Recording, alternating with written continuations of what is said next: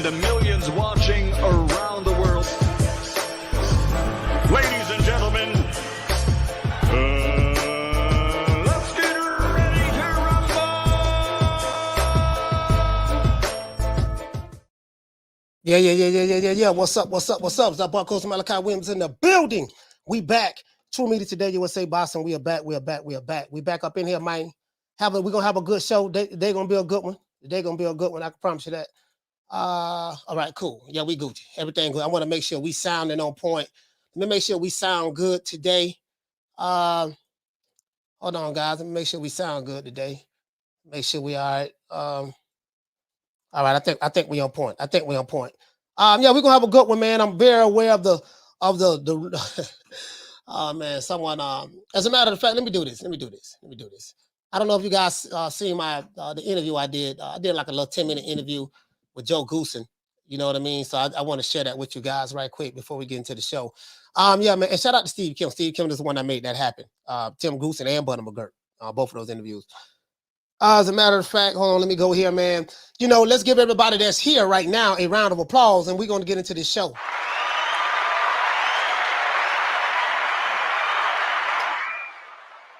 Yeah, man. So, boy, I tell you, boy. It was this song by 357 back in the day, female rap group. They made a song called, I think it was like one of their singles called Yeah. Oh yeah. People asking me, man, you heard the news? What Michael Benson and them are saying about Spence Crawford? And I'm like, my nigga. I'm like, my nigga, we still talking about this. I like my nigga.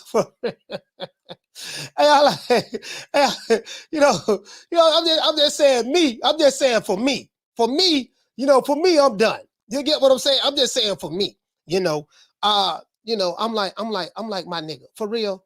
I'm telling you, dog. I'm telling you, dog. I'm telling you, they say, you know what they saying, right? What they saying, dog? What they saying, right? What they saying, dog? They gonna make the announcement on the Tank fight. They say, well, with Tank fight, Ryan Garcia on the 22nd, that's when they gonna make the announcement. I say, my nigga. And sometimes, you get lonely. But anyway, sometimes you gotta remind them of it, like, dude, you do know that they were saying this shit all last year, the Fagnons. Shout out to my brother Blue Bloods. He was reporting a lot of the same stuff. The chump sides, the she-goals, Michael Benson as well. The Mike Coppingers and this and that, and remember, when Errol Spence pulled the fight, guys, after the fight, they're gonna make the announcement when him and Crawford gonna fight because he been a free agent. That went by and then happened. Oh, now Juneteenth now, they're gonna make the announcement that Juneteenth, that's Black History Month right there, Juneteenth, holiday, the whole month of June, that's kind of like a holiday for Black folks. Juneteenth, yeah, man, they're gonna make the announcement Juneteenth go by. Oh man, shoot, woo, Lord, I'm trying to tell you, boy, it's gonna go down in October. Gonna go down in October, dog. In October, it's supposed to go down. Yeah, but October, yeah, I made 55 videos on it. Yeah, that's what he said, right? I said, you gonna believe this nigga who lie all the time? Like he make a lot of money just sit back lying. Just make a lie. Yeah, I'm just saying, I saw it, dog. I seen it. Then doggone November 19th, y'all remember that day? Boy, November 19th, boy, I'm trying to tell you, though, boy, November 19th, that gonna be it. That when they pulled the fight. No press conference. As a matter of fact, I'm gonna have to remind y'all what Floyd Mayweather said, because some people, what's the name, dog? You do know that what Floyd Mayweather said. Yeah, Floyd don't know that. I know more than what Floyd know. You don't talk to him every day. No, I don't. So where you get your information from? I got it from She Going Fag Done. Oh, okay. True. Anyways, let's give everybody a round of applause.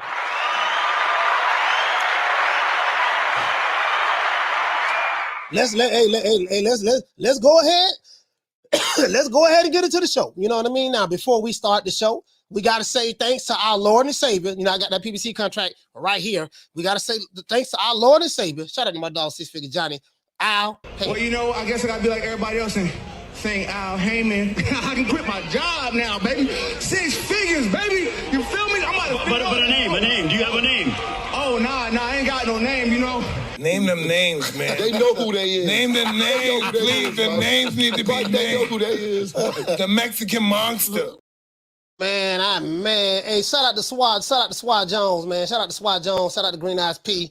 Shout out to West Side. West Side. Throwing up the W, man. Shout out to you, man. Shout out to you. Anyway, we gotta get the lights up, man. We got over 100 people in here. We gonna have about 300 in here today, about 400 today. So you know how it is. You know how we do it.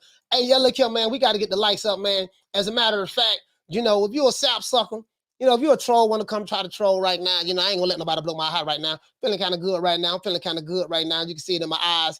You know, you can see it in my eyes. You get what I'm saying? I'm like a fat man looking at a whole head cheese sandwich right now. I'm like a fat man looking at a whole head cheese sandwich right now. It is what it is. Look, fuck you. Fuck the plane you flew in on. Fuck them shoes. Fuck those socks with the bell on it. Fuck them cheap ass cigars. Fuck your yuck mouth teeth. Fuck your hairpiece. Fuck your chocolate. Fuck Guy Ritchie. Fuck Prince William. Fuck the Queen. This is America. My president is black and my Lambo is blue, nigga. Now get the fuck out of my hotel room. And if I see you in the street, I'm slapping the shit out of you.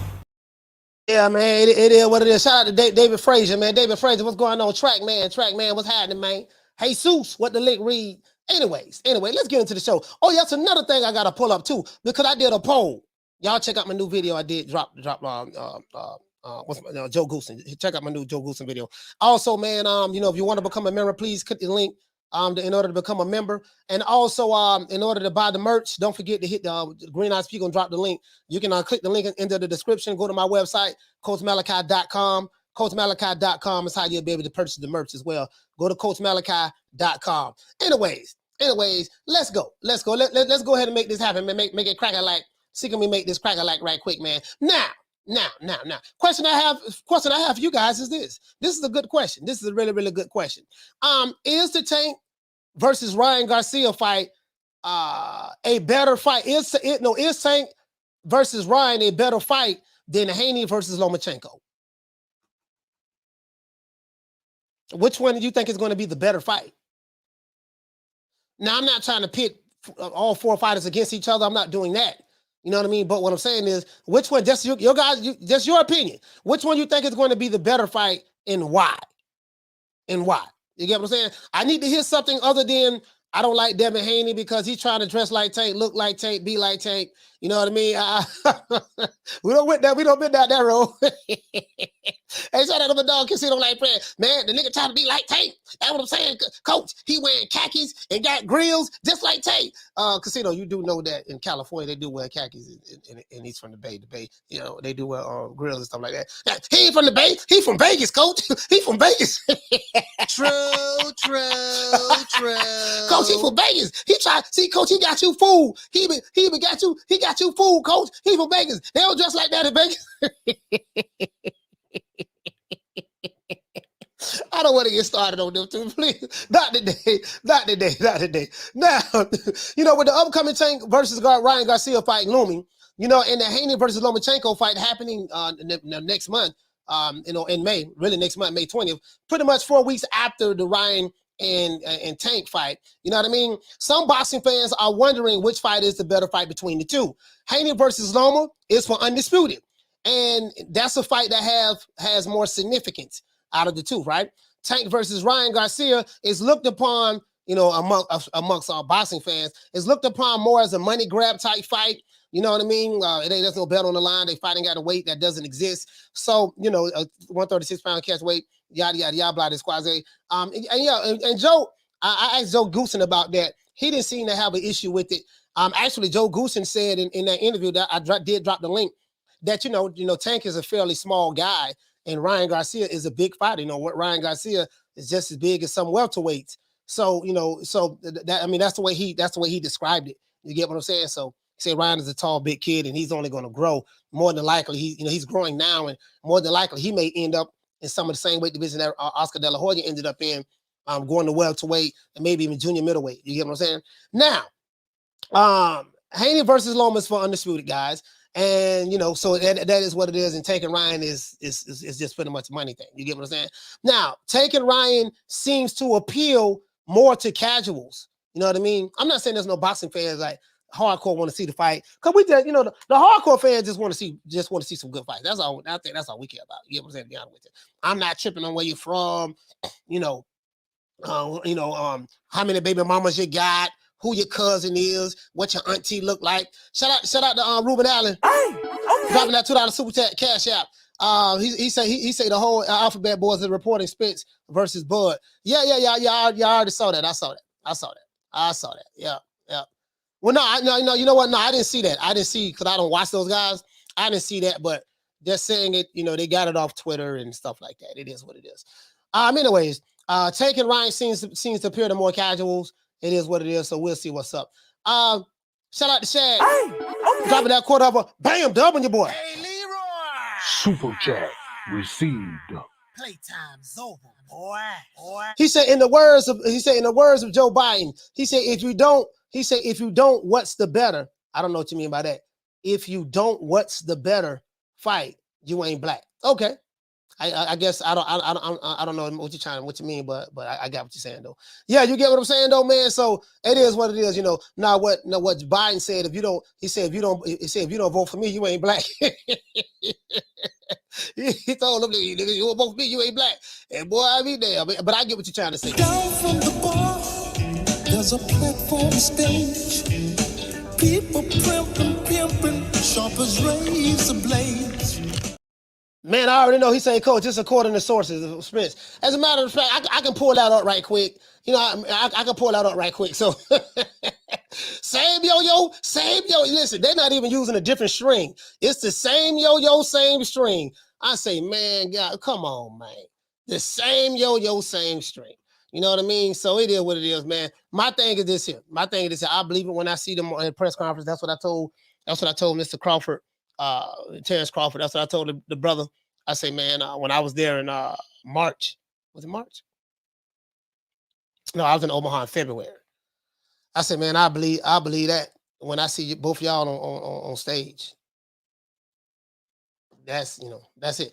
Shout out to Fotex. He said, I hate Tank because he KO Big Rolo. Greetings. Shout out to Fotex. Salute to you, fam. Shout out to Boji from Broward. Dropping that quarter of a bam dub on your boy. Hey, Leroy! Super chat received. Playtime's over, boy. He said, I rock with your coach, but why are we comparing these fights? He said, let's be happy that we have fights. The fans win both fights. Florida love. Yeah, no, I think you misunderstanding what I'm saying. I don't know if you listened to my opening statement, Boji from Broward. I said that which fights, everybody has an opinion, and some fans have an opinion about, hey, which fight they think is best. I don't think no one is complaining that we are getting the fights. I think you're misconstruing the question with me complaining that we're getting the fights. No one is complaining that we're getting the fights. The question is, even though we are getting the fights, which fight do the fans think is the better fight between the two? And I think you misunderstanding that, my brother, with all due respect. And as Two-Tone Superstar would say, and I say that respect. Down from the bar, there's a platform stage. People pimping, sharp as razor blades. Yeah, you get what I'm saying? Shout out to Keena. He say, nah, coach, they definitely fighting. I told you, Spectrum, not putting them on that schedule for no reason. Yeah, whatever. I don't listen. It ain't nothing a nigga can tell me on YouTube, on Twitter, or anything. I'ma tell you, Keena, what I told Terrence Crawford. I physically met the brother multiple times, had a good conversation with him, interviewed him, and got a lot of footage that I'm gonna put out on his gym and stuff like that, right? And I'm gonna tell you, Keena, that what I told the guy who we're talking about. I said, I will believe anything. I won't believe anything as related to you and Spence unless I physically see you guys on stage. Period. So I ain't, it is what it is. Shout out to Raphael. Dropping that quarter of a bam dub on your boy. Hey, Leroy! Super chat received. Playtime's over, boy. Shout out to Raphael. He said Loma versus Haney is going to be a hug fest.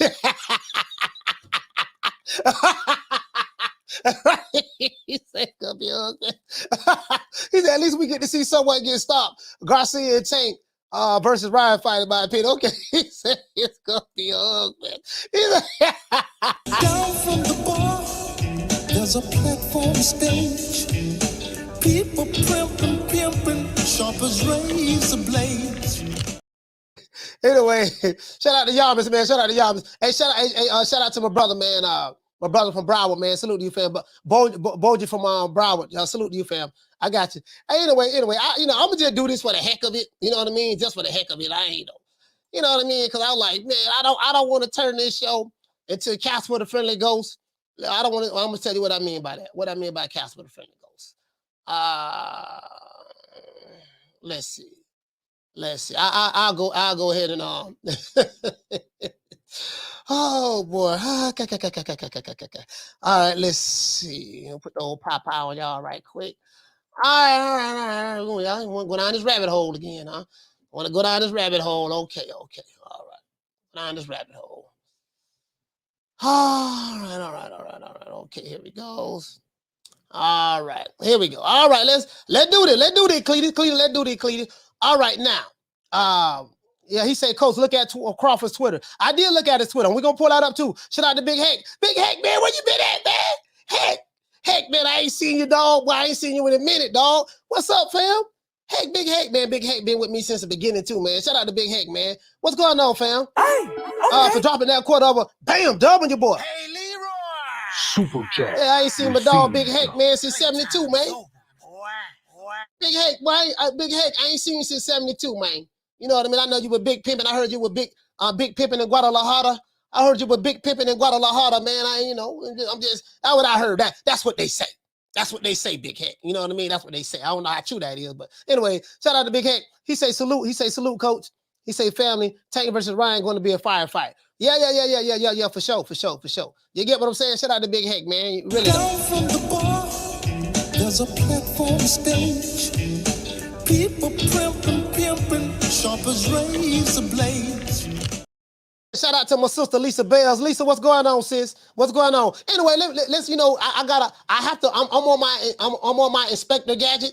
I'm on my Inspector Gadget. So here we go right here. So this what everybody talking about, huh? Yeah, man, I'm trying to tell you, dog. This what it is, dog. I'm trying to tell you. I saw it. I seen it. Y'all seen it, huh? Y'all seen it. It's not a word, but that's neither here nor there. Shout out to your boy Mumbo. Hey, okay. Dropping that quarter over. Bam, dubbing your boy. Hey, Leroy. Super chat received. Playtime's over, boy. Man, shout out to Rick. Shout out to Rick Tim. Rick, what's going on, fam? What was that? Oh, anyways. Yeah, he say, what you say, your boy Mumbo? He say both are great fights. Loma and Haney seems like a higher competition fight. He say Ryan versus Tank is the fan favorite. Hope they are both entertaining fights. Yeah, for sure. I got you, fam. Shout out to my sister Bless 365. Hey, okay. Dropping that quarter over. Bam, dubbing your boy. Hey, Leroy. Super chat received. Playtime's over, boy. Hey, what to say, sis? She say Devin Haney is the most hated undisputed champion in the history of undisputed champions. She say these people are ridiculous, and I say that respectfully. True. Hey, I told we don't bitch your stuff over here, man. He say, man, I'm listening to Coach, man. The man don't bit my stuff. He don't him and everybody in the chat. They biting my stuff. I ain't gonna lie. The first person I ever heard say that respectfully, I heard Hassan Campbell. He was the first guy I heard say that. Hassan Campbell. But on YouTube, Tones hands down. Anyway, let's do this. Let's do this for myself. Down from the bar, there's a platform stage. People pimping, sharp as razor blades. I'm finna drop the phone lines in a minute. I'm finna drop. Do you mean that you are fixing to drop the phone lines? No, I said it right. I said I'm finna. You know what I mean? Hey man, we gotta get the likes up. We need 110 more likes. Hold on. Let me get this up right. Hold on.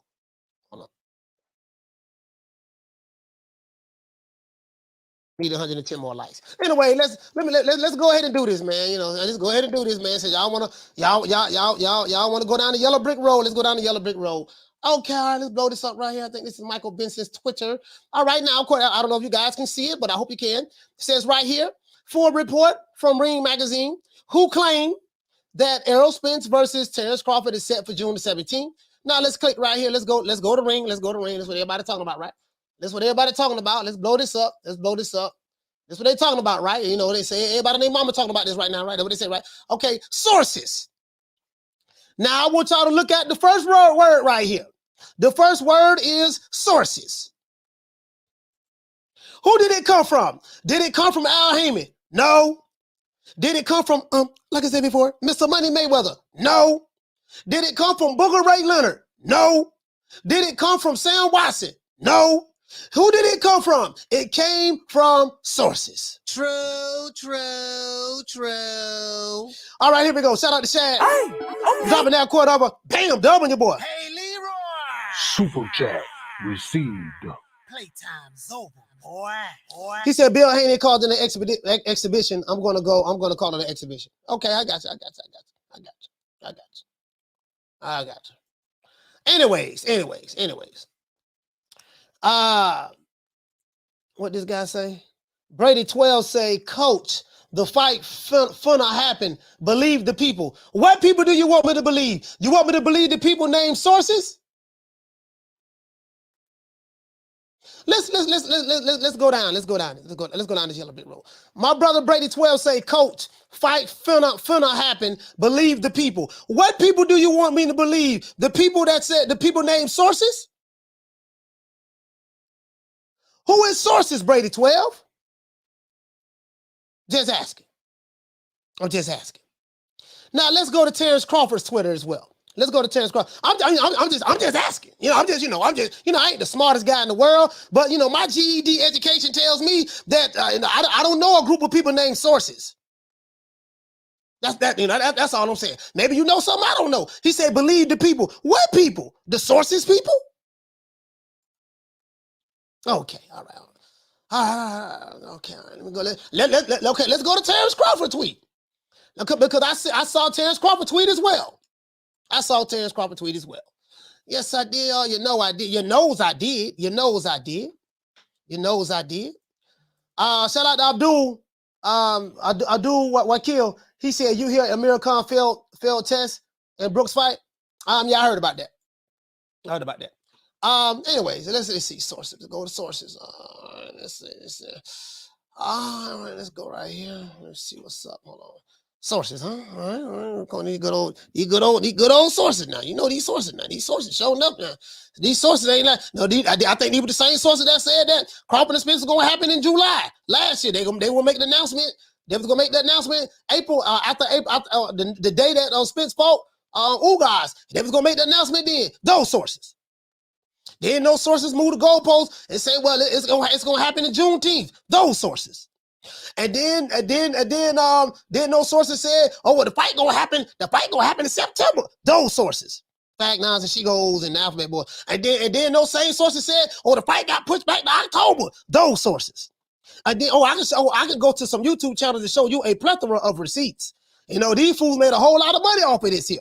Off of the same stuff. Then those same sources said that it's gonna happen November the 19th. Those sources. Oh, okay, all right.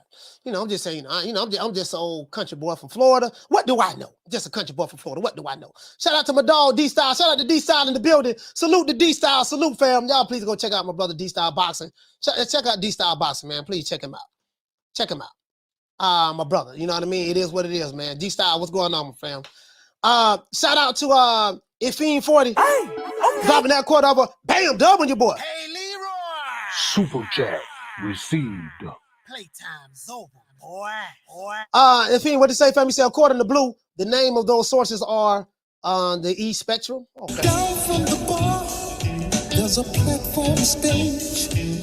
People pimping, sharp as razor blades. All right, guys, let's go back and hold on. Let me pull up Crawford. Okay, let's see what's up. All right, pull him up right quick. Let's see Terrence Crawford. Let's see what Terrence Crawford said. Surely he would have. I'm pretty sure he's backing this up.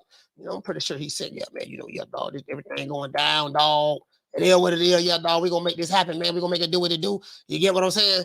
All right. Let's see what he said. And then we're gonna look somewhere else.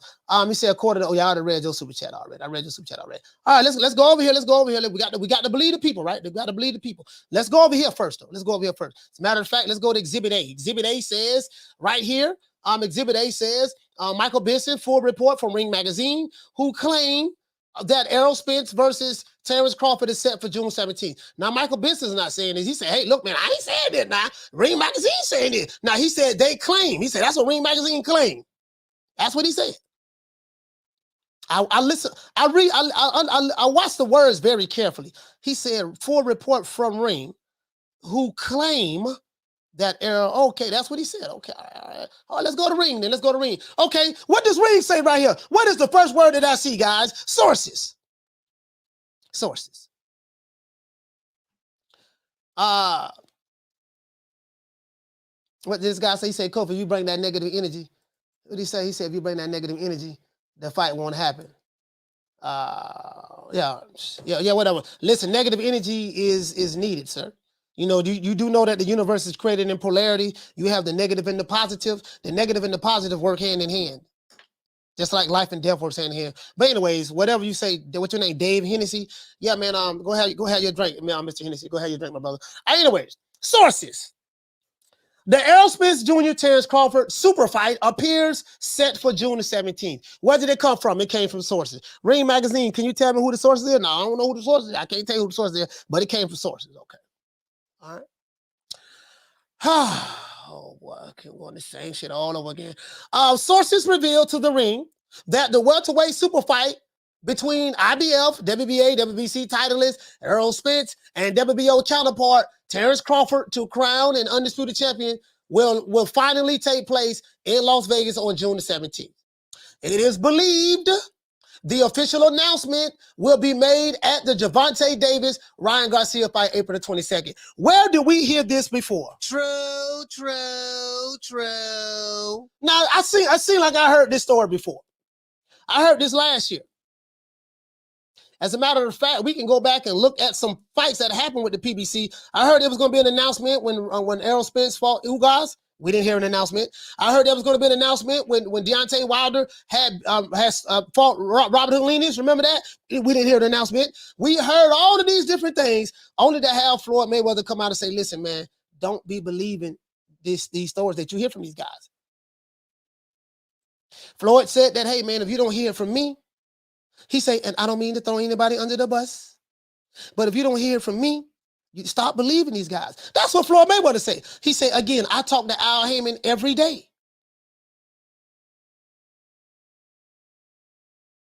But anyways, that's neither here nor there. I'm not, listen, man, I believe what you want to believe. I don't give a damn.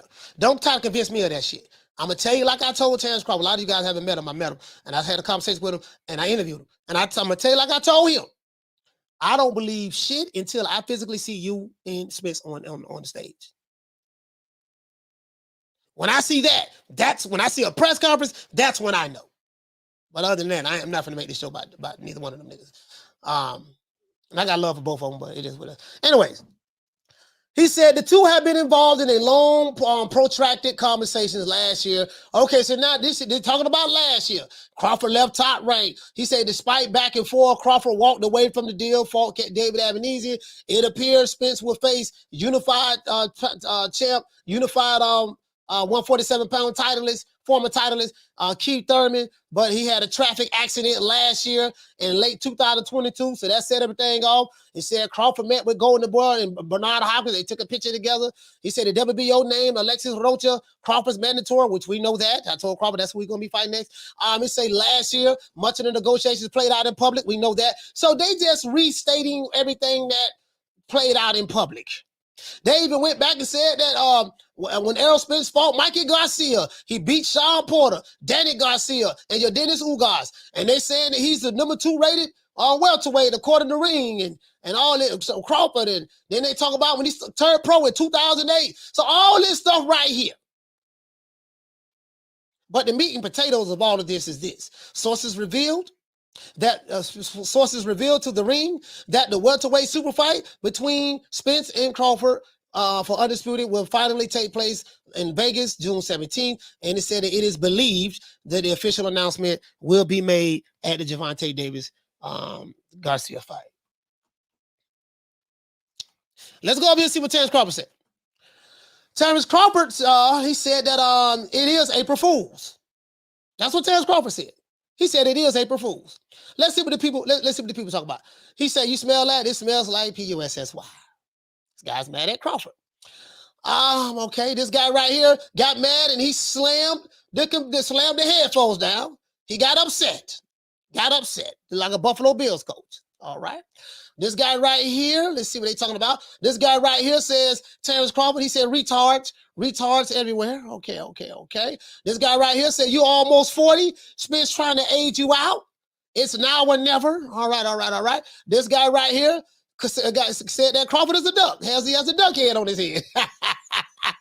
I ain't gonna lie, this is kind of funny though. He said Crawford a duck. Okay, all right. This guy right here got a whole bunch of ducks running across the thing. He said, if you're not fighting Spence, just retire. This dude's bad.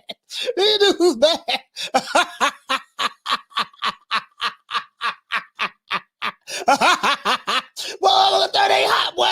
They 30 ain't hot.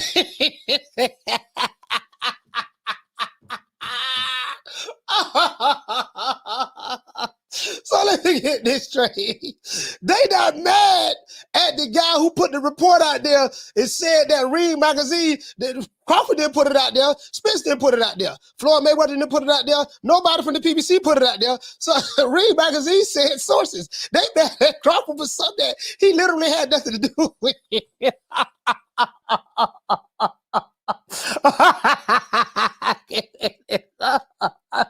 Oh, you can't make this up. You can't make this up. Okay. All right. I guess we had enough of that. and we had enough of that. Boy, you can't make this up. You can't make this up. I'm ranked number one. That means I'm the best. But this bum been taking the easy matches. Fighting other bums. I've been hearing this from people that I know. I know people. I've been hearing some people that I know that, hey, man, this fight finally is fixing to happen. It's fixing to go down. I'm going to tell you what I told them. Yeah, whatever. Man, I said, I'm going to tell you what I told Crawford. I will believe it when I see you and the guy from Dallas, Texas on stage at a press conference.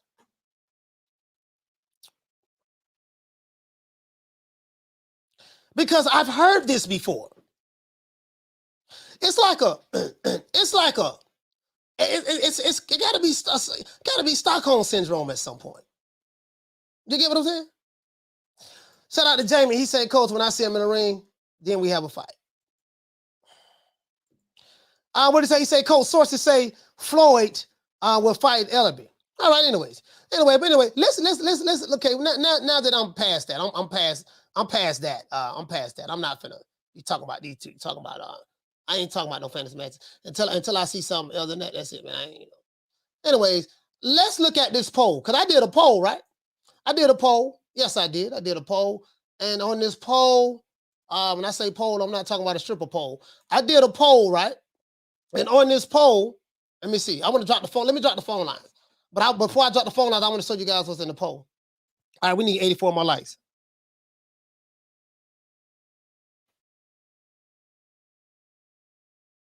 We need 84 more likes. Let me pull this up. I dropped the poll right here. Okay, here it goes right here. And I want to see what the people talking about. Because I asked the question, that's serious as cancer. Who can make the average dancer hyper as a heart attack? Nobody's smiling. Because you're expressing the grooves that I'm styling. You know, here you go right here. So we need 84 more likes. So this is the poll I did, right? So the question is the Ryan Garcia Tank Davis fight? Is Tank versus Ryan a better fight than Haney and Lomachenko? This is what the people said.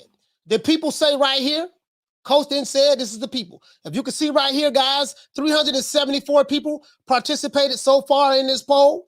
This is on my community tab. 374 people participated so far in this poll. Out of the 374, 44% says yes, Tank versus Ryan is the better fight. 56% said no, Haney versus Lomachenko is the better fight. So this is what the people are saying. The people. 374 people to be exact. Not Coach Malachi. Shout out to Eric Gomez. Salute, fam. To this day. Really though. True, true, true. And you can see right here, I dropped this poll 5 hours ago. So this is not me. This is what the people are saying. You know what I mean? I can't argue with the people. This is what the people are saying. 374 people participated so far, right? So now it doesn't mean that we shouldn't be happy that we have 2 good fights. We got 2 fights coming up, right? It doesn't mean we shouldn't be happy. It just, hey, some people are saying, feeling some type of way, and maybe they're feeling some type of way because they like, hey, man, one of these fights is for something. So since one of these fights is for something, let me go ahead and drop these. As a matter of fact, I thought I had the thing going at the bottom. We're going to drop the phone lines, man. 530-494-9636. Cash app at the bottom as well. And UK call 4420-3769-8745. So we take calls internationally as well. You know what I mean? We international players. We take calls internationally as well. Why don't you get the hell out of there? Shut up, old man. I ain't going nowhere. And why don't you tell all these nice folks why you've been ducking me? What up, y'all? It's your man for Ricky Ross, and I'm letting you know that I'm doing celebrity features, product promotion, video commercials, product shout outs. And if you want me at one of your special functions or special event, all you gotta do is hit my email address, fwmillionaireclub@gmail.com. Boom. Rented out my feelings up until the pay. All right, caller, what's your name? Where you calling from? Yo, coach, it's Rick from Toronto, man. Rick from Toronto, man, talk to me. spitting them Rakim. You listen to you spitting those Rakim lyrics, man. You know, sometimes I hear you when you, especially when you say we for the people, with the people, with them, and you did like really fast. You remind me of that fast rapper from Bone Thugs and Harmony, or that the other cat from Fushnikin. Super fast, like you just like laying on those fucking verses, man. You multi-talented, my brother. Hey, man, what's going on, man? Talk to me, Rick. Talk to me. Yeah, but in regards to Gervonta and Ryan, yeah, man, that's a social media freaking battle, really, to tell you the truth. Your poll is correct. I feel in the context of, I agree with the poll in the context that the Devin Haney versus Loma fight is of more provenance. It's of more, I feel, of more importance, clearly, because there are belts, there are titles on the line, whatnot, versus Tank and Ryan being a social media frenzy, my man. Yeah. I mean, some people, again, I think we both are happy that we have this fight happening. You know, get what I'm saying? Both fights are happening. It's a good fight. It is what it is. But the poll is the poll. People voting so far. So we'll see how we end up by tomorrow, whatever the case may be, man. But Rick, thank you for calling the show, fam. Salute to you, man. Toronto, stand up. Salute to Rick from Toronto. Got all the calls calling in. This is Jason Mones' other account. Let's pull this. Jason Mones' other account. Caller, what's your name? Where you calling from? Caller, what's your name? Where you calling from? All right. Call in. Oh, okay. I thought. All right, hold on. I got a Troy on the line. All right, hold on. I think it said Troy. Caller, what's your name? Where you calling from? Hold on. Sorry about that. Caller, what's your name? Where you calling from? Coach, what's going on? It's Casino Like Prez, man. Hey, Casino, talk to me, fam. Hey, man, I'm going to talk to you, man. Hey, so, all right. At first, I thought, on that poll, I had voted for Loma and Haney. Mm-hmm. Like, I ain't going to lie, because, like, that was my first mind, because I'm like, it's more 50-50. But then I had to think, and I think everybody need to realize, like, I mean, everybody keeps saying it's a social media fight. But in the amateurs, Ryan Garcia and Devin Haney, they 3-3. So if Devin Haney is, I mean, like, I don't know, you can't really call Ryan it's not no social media fight when he done beat Devin Haney in the amateurs before. So he can't be that much of a TikToker. You know what I'm saying? So I feel like it might be closer than. I feel like the fight might be closer than we think. Or Tank might make it closer. You know, Tank. You know, he might just start slow and then it's gonna be more exciting. So I think the Tank fight gonna be more. I think that's gonna be a better fight just because we already know what Haney's gonna do. You talking about style? You talking about from a stylistic standpoint? It's that fight may be more explosive. You do know between Tank Davis and Ryan Garcia, both of them do have punching power. So people are going to tune in to see. You know, hey, you know, will Tank get knocked down? I think it's more. Yeah, I got you. I think it's more competitive too, though. Like I think it might be more competitive because like the Loma Haney fight, that's gonna determine what Loma do. It's like how good that fight is gonna determine what it's based upon. Like to me, it's based upon what Loma do. You know what I'm saying? Because like Haney, we kind of know what he do. He jab and he grab. So if Loma allows that to happen, there's no way there's gonna be no better fight. You know what I'm saying? Yeah, I got you. That's what I got. Yeah, stylistic. I see that what you're saying, Casino. Hey man, shout out to my brother from ATL. Salute, fam. Yeah, man. Yeah, I'm gonna address this Jason Bones right here. This account you just opened this account March. So this is a new account. You just opened this account last month. So this is my last time addressing you. The only way you're going to get my attention, Dave Hennessy, you got to drop $10 or better. Anything less than $10 from you just donating to the win. Anyways, he said your channel pro Haney, anti-PBC, poll bias. All right, yeah, nigga, whatever. Anyways, yeah, you $10 or better. $10 or better for you. That'll be my last time addressing you. That's Jason Bones. That's Jason. I don't know who that is. Caller, what's your name? Where you calling from? Charlie Graham, Baltimore. Troy from Beatmore, talk to me, fam. What's going on? Okay, good. You have two different fights, man. If you like if you like boxers, then you watch Haney and Lomachenko.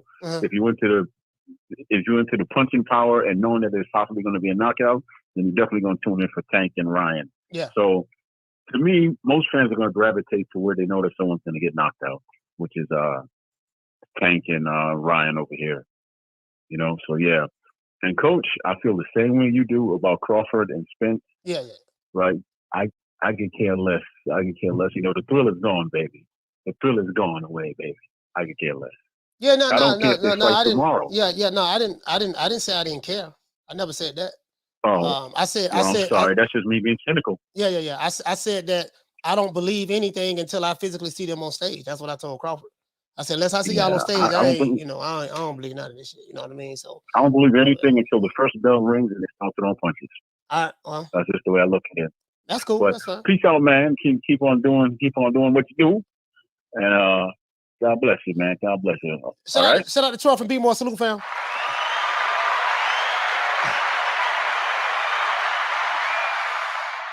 What'd you say, fam? The brother say, what'd he say about Loma? Somebody said something about Lomachenko. Shout out to Rockman, what's going down, fam? Knockdown 305 in the building. What'd you say? You say I know who the sport of boxing think is the bigger fight. Talking about the sport of boxing. Yeah, I mean, you have I don't know. I think some people may feel that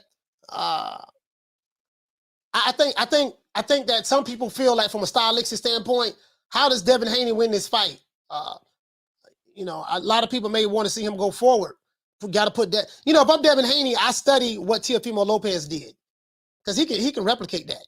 I studied what Teofimo did, but even though on the inside, Devin don't like fighting on the inside. He know I'm gonna tie you up, but you're gonna have to.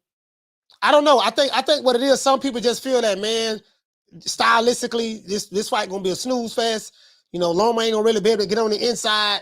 On Dev like that because of the type of fighter he is.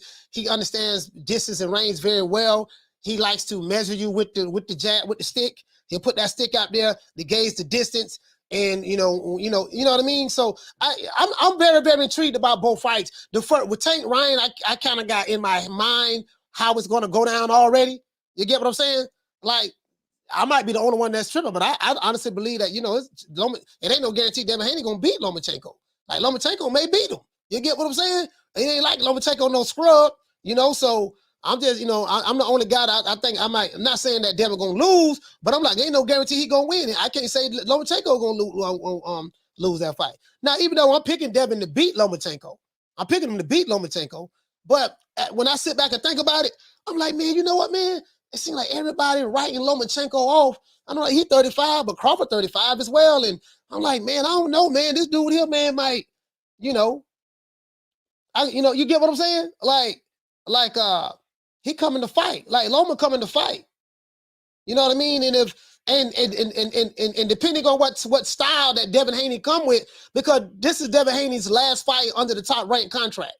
This is his last fight under the top ranked contract. So if he try to fight on the back foot and let Lomachenko come to him, will he be able to win a fight like that? Versus a Vasily Lomachenko, and this is his last fight with top rank. Meaning if he win this fight, he get to walk away from top rank with all the belts, and they don't have nothing. Do you guys get what I'm saying? So I thought about that. I'm like, you know what, man? This is his last fight. And then Bill Haney said that we fighting for our independence. He said this is Independence Day. That's what Bill Haney said. He said this Independence Day. So they fighting for their independence. He said it's Independence Day. You get what I'm saying? So I'm like, okay, you know what I mean? So that tells me that Devin Haney is going to have to fight aggressively. He's going to have to fight aggressively. Lisa, what you think, Lisa? You think Dev can go? Hey, we got to get the lights up, man. We got to get the lights up. We need 60 more lights.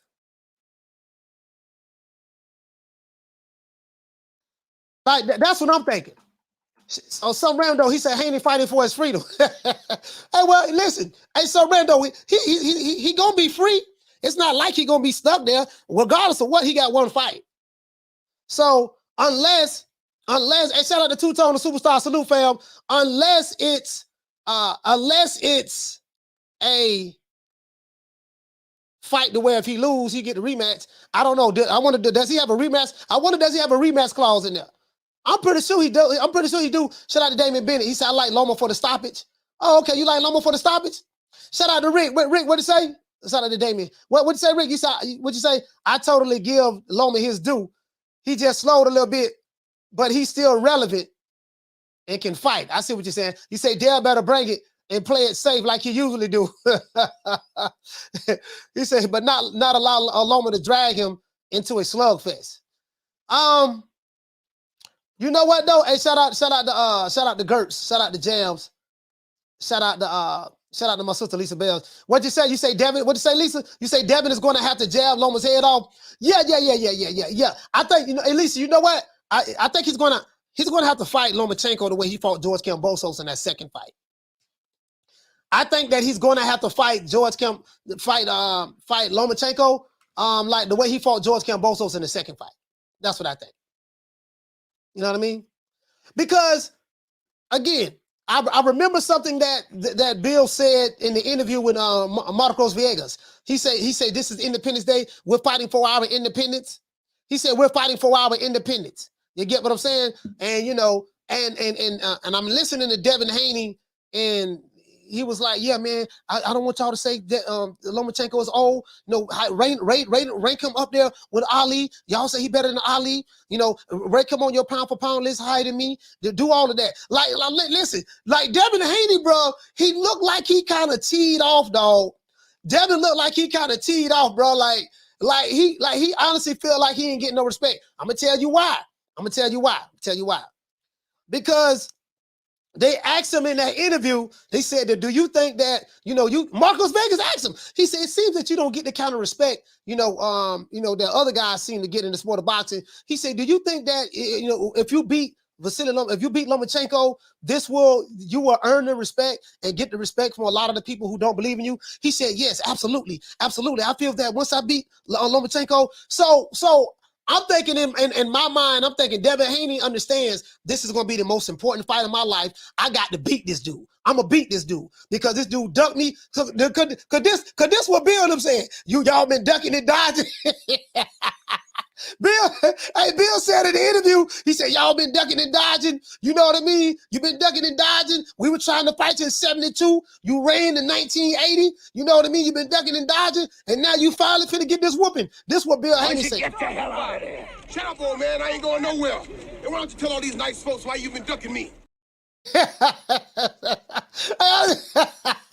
Hey, what was dog Rick at? Rick. Hey, Rick, what did he say? He say Dev's normal approach to jab and grab ain't gonna be enough to beat Loma. Yeah, I agree with you on that. I agree with you on that. You know what I mean? I mean, say especially with the way the networks are pro Loma, he gonna have to show up. Hey, all I'm saying, hey Rick, all I'm saying, this is all I'm saying. Now I am the #1 contender. I'm tired of James the Poodle, Grim Reaper, whatever you want to call himself, ducking me. All right, I'm tired of man driving around town in 8 Rolls Royces. He ain't fought nobody. I'm still in a bro hand. You know, when Devin Haney was still in the bro him, and Lomachenko was riding around town with 8 Rolls Royces, you know what I mean? Lomachenko, now this is according to Bill Haney now. I'm not saying this, Bill Haney is saying this. Lomachenko was ducking Dev. Hey Rick, where my dog at? Where my dog at?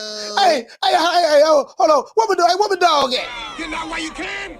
Don't get a sucker no statue. Give him guts.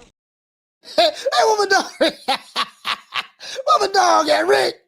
Hey Rick. Back then they say, Lomachenko. They say Lomachenko was shaking in his boots about 3 years ago. You know what I mean? We were shaking in his boots. Well, that's what they say. That's what they say.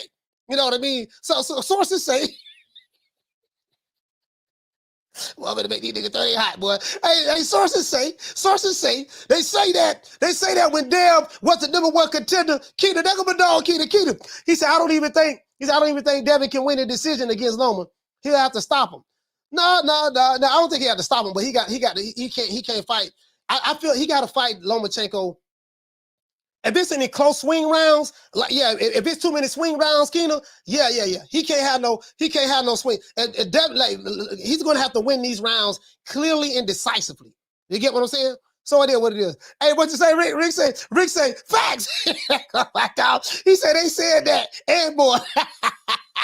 Yeah, I'm just saying, that's what they said. They were running for the hills, and now, they say that now Dev got the belt. You know the crazy part about this whole thing, though?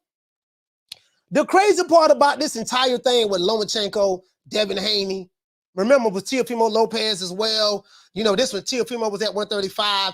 The crazy, and then Devin was with DAZN. The crazy part about it is, if you would have asked me when Devin Haney was with DAZN, I think the last fight he had on DAZN, if you would have told me, hey Bless, if you would have told me, yeah man, Devin Haney gonna end up being the undisputed champion of the world, lightweight champion of the world. If you would have told me that, I would have laughed at you right in your face. True. Hey, shout out to my sister Bless. Who saw this coming, bro? Bro, like, if you would have told me, if you would have told me, the guy that was over there on DAZN with Eddie Hearn, if you would have told me when the smoke cleared, Devin Haney was going to be the undisputed lightweight champion of the world, this when Teofimo had 3 belts. Teofimo had 3 belts. We did it first, and we motivate even the greats. This is different. You understand? We have Jennifer Lopez, we got Maluma, we have J Balvin, we have when I called him up, I was like, yo, what do you think, Eddie, if we bring the belts together? And Eddie said, that shit is a good idea. What do you think, Eddie? What do you think if we bring the belts together? You know what I mean? We did it first, and we motivate even the greats.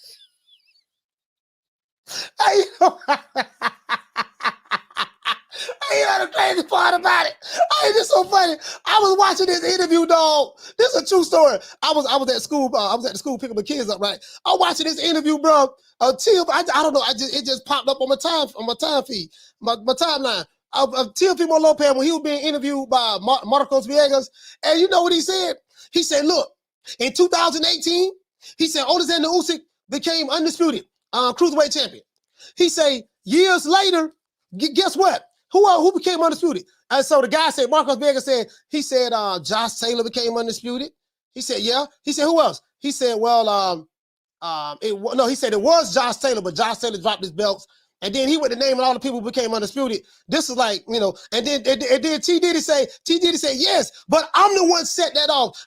Everybody wanted to become undisputed because of me, because I was the first undisputed of this era.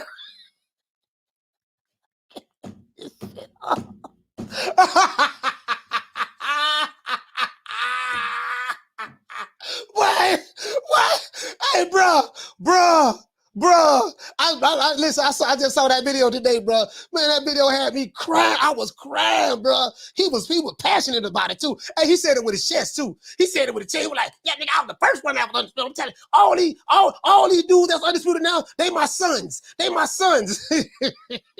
They my sons. You get what I'm saying? You know, but he said it with his chest too, boy. He said it with his chest. Hey, shout out to Jamie. What did he say, fam? Jamie said T.O. is smoking again. Man, this video was part of like maybe 3 months ago or something of that sort. Bruh, I was laughing so hard. He said it with his chest too, though. He damn so said it with his chest. I give him that now. I give him that. I'm sorry? 160 is my weight division. I want to unify. I want to get Golovkin in the ring. I want to bring him to Houston. You know what I'm saying? I want to get Canelo out here to Houston. If they willing to come down to 160, this is my weight division. Yeah, man. If they're willing to come down to 160, man, this is my weight division. You get what I'm saying? I just want everybody to know that. I want to unify. Hey, I want to unify. You get what I'm saying? Shout out to Dr. Paul. Oh, he's speaking to somebody else. Mad Dog Gates, what to say, family? Say T.O. He say T.O. Senior said T.O. Senior said T.O. was the inspiration that Canelo needed. Right now. You know, we inspired Canelo. Canelo wasn't even thinking about undisputed until we became the first Hispanics to in the 4-belt era to become undisputed. Once we did it, then Canelo decided we motivate even the greats. You get what I'm saying? TFimo is wild as F. He say to my TLC senior, yeah, I like T Diddy. He said that's what kind of guy that would get you in trouble. Hey, I'm not gonna lie, but T Diddy funny to me though.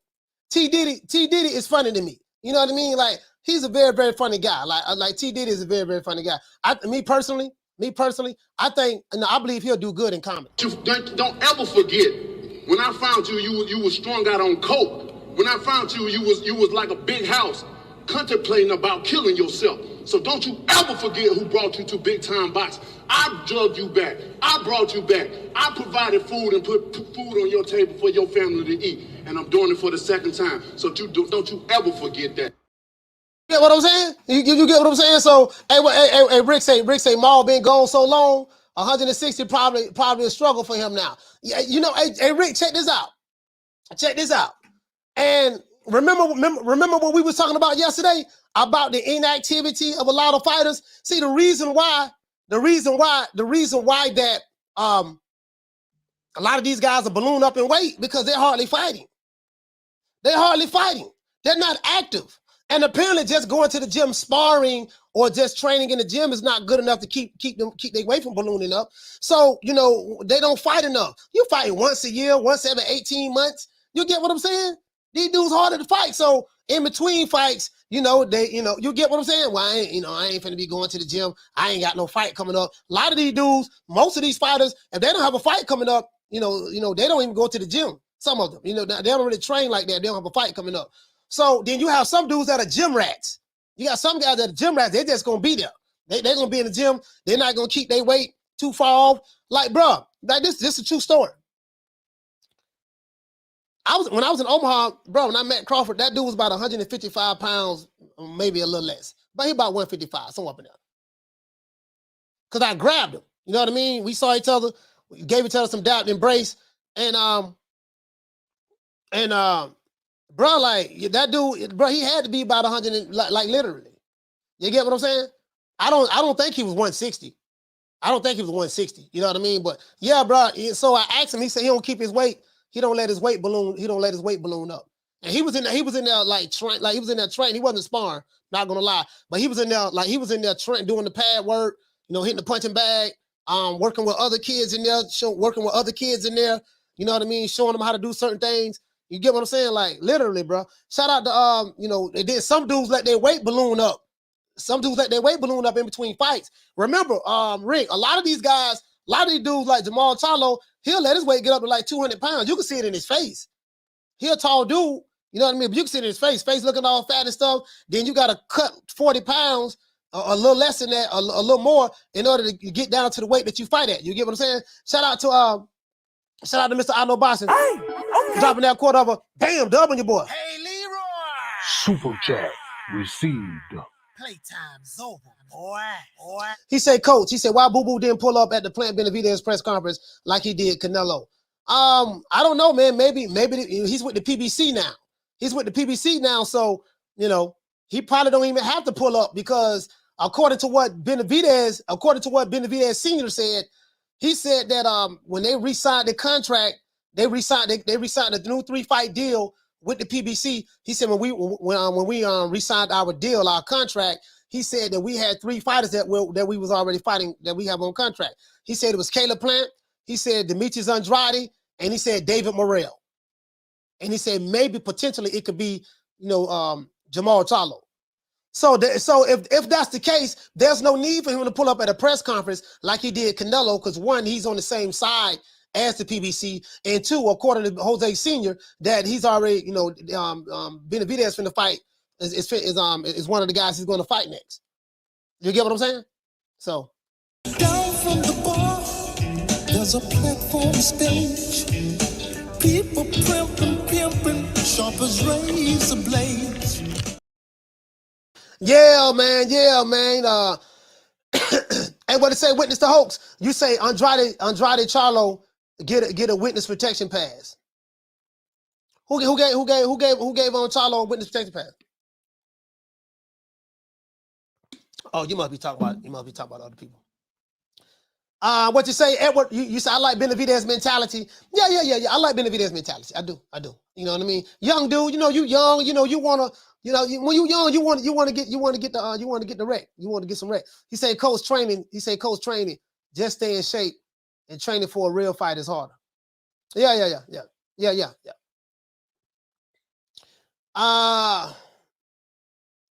Shout out to Halim. What you say, fam? He said, I lost all respect for Andrade when he ducked Zach Parker in Janabek. He ducked Zach Parker in Janabek. I asked Buddy McGirt about that. The interview I did with Buddy McGirt. I asked Buddy McGirt about that. I say, man, how do you feel that, Janabek, he's been having trouble getting the fights, landing fights and stuff like that, and yada, yada, yada, yada, blah, this quasi. And he said that a lot of these fighters today, they have become more businessmen than fighters. That's what he said. He didn't say that Janabek. He didn't say that, that Andrade ducked Janabek. He didn't say that. He said what it is Demetrius Andrade made a business decision. And these guys have become more businessmen than, fighters. And I say, well, the way we look at it, is, that's what he said. That's what he said in the interview. Like that's what he said. Literally. You know what I mean? Shout out to Rick. What did you say? You said Andrade is an awkward problem for anyone. You get what I'm saying? So we gonna see what's up. We gonna see what's up. Styles do make fights, but what I will say is this here. Now that Andrade is with the PBC, it should be a lot easier for him to get that Jamal Charlo fight or Benavidez fight or whoever fight. You get what I'm saying? It should be a lot easier for him to do that now because, you know what I mean? He's with the PBC. You get what I'm saying? Like move up in weight class, go up to 168, challenge this man for all the marbles. The Mexican monster, yeah. The Mexican. You keep throwing that up every time. Yeah, I remember the guy was everybody scared of that guy. You talking a lot of shit. That's all I want you to say about. You get what I'm saying? So, it's kind of like by him, again, I hate the same side of the street, wrong side of the street politics. I hate that, bro, because, and I got this in Blood Boxing, and he's right. He say in today's time, what I don't like, Rick, is it seems that a lot of the fans, they use, and even some of these fighters, not all, but some, they like to use barriers for why we shouldn't see a fight, see certain fights. They build, they like to put up roadblocks. You get what I'm saying? And they come up with all these different stipulations. I always be sarcastic when I say it, but they come up with all these different stipulations. You got to do this, and and this is the thing that pissed me off too. They treat the guy who is the #1 contender Like, oh, he begging to get a fight. He clout chasing. No, this dude is literally the #1 contender. Like, how it works in comeback sports, once you move your way up the chain, well, that's how it used to be. Now the sanctioned bodies, they just put whoever they want at #1. You ain't really got to fight everybody to become #1, the #1 guy. You ain't got to do that. You know, you have to now, you ain't got to do none of that. Just be signed to the right promotional company, and they just move you around and put you up there, put you up there without you even having to earn. Shut that soft ass shit up. And the best man Shut to that win. soft. That's some soft ass shit. Shut that soft ass shit up. All that soft talking. I know you can do it, man. You got to. Man, shut that soft ass shit up. Bro, they literally treat the #1 contender like oh, he begging. Oh, look at him, he begging. He trying to get a payday. No, this dude is a #1 contender. And you get what I'm saying? Dude, hey, Jamie, you get what I'm saying? No, this dude is a #1 contender, man. He's the #1 contender. So that means I'm just saying this is how it was back then. When I say back then, I'm just going to say the 70s and 80s and even the 90s, so a little part of the 90s. I'm saying you had to fight the other top 10 guys in order to earn that #1 spot. So if a guy did that, then he literally earned the right to fight you. You get what I'm saying? I run every kind of bitch, every kind of place, and I know one thing. When it comes down on you, you either collectivize or you run like a solitary rat. And then you got some dudes, they just out of nowhere, they make them #1. Who he fought? He ain't fought nobody in the top 10. Or a guy just getting knocked out. And how you, bro, like, look at what's going on today in boxing. You have guys who just get knocked out cold. They former champions, they get knocked out cold. And guess what? They #1 in the sanctioning bodies. #1 in 2 sanctioning bodies, right? And I'm like, okay, well, how come this guy was #1 and he's been more active than this guy, but the guy who's been less active, how did he leapfrog #2 or #3? How do you justify that? Don't be asking us no questions. Just he the #1 guy. But what did he do to get the #1 spot? Like, perfect example, Keith Thurman. Keith Thurman ain't fought since 1984. Not 1984. 1984. He ain't fought since 1984. He took like a 2.5-year break or something of that sort. Came out of semi-retirement. Fought a 140-pounder that Al Heyman them told to move up to fight at welterweight. Beat the guy, and the next thing you know, he out of nowhere, voila, he #1 in the WBC. Jumped over Virgil Ortiz and Jaron Ennis. So we know in today's time, it ain't no such thing as, and this is what Blood Boss is saying, the ranking systems are fake. Because in today's time, anybody can be #1. Hey, guess what? I'm #1 in the sanctioning body somewhere. True. Hey, we need 26 more likes. You get what I'm saying? Yeah, for real though. For real, y'all know I got my belt, so I'm undisputed. Everybody know I'm undisputed. I ain't got to tell everybody. Everybody know I'm undisputed. But yeah, I'm #1. I'm undisputed over here. You get what I'm saying? That's all I'm saying. So in today's time, anybody can be #1. Anybody. It's eeny, meeny, miny, mo. Bam. Okay, cool. And then they come out with title eliminators. Check this out. I'm finna show y'all something. In the welterweight division, right? Check this out. Let me pull this up. I'm fixing to show y'all something, man. I'm like literally. Let me go. Let's go to the WBC. And the welterweight division. Let's go to the WBC. I want to do this. Is it gonna let me go? Okay, cool. And the WBC, right? I want to show y'all something. I want to show y'all something. In the WBC, hold on. Let's go to the welterweight division. I'm fixing to show y'all something. The welterweight of the heavyweight division. Who is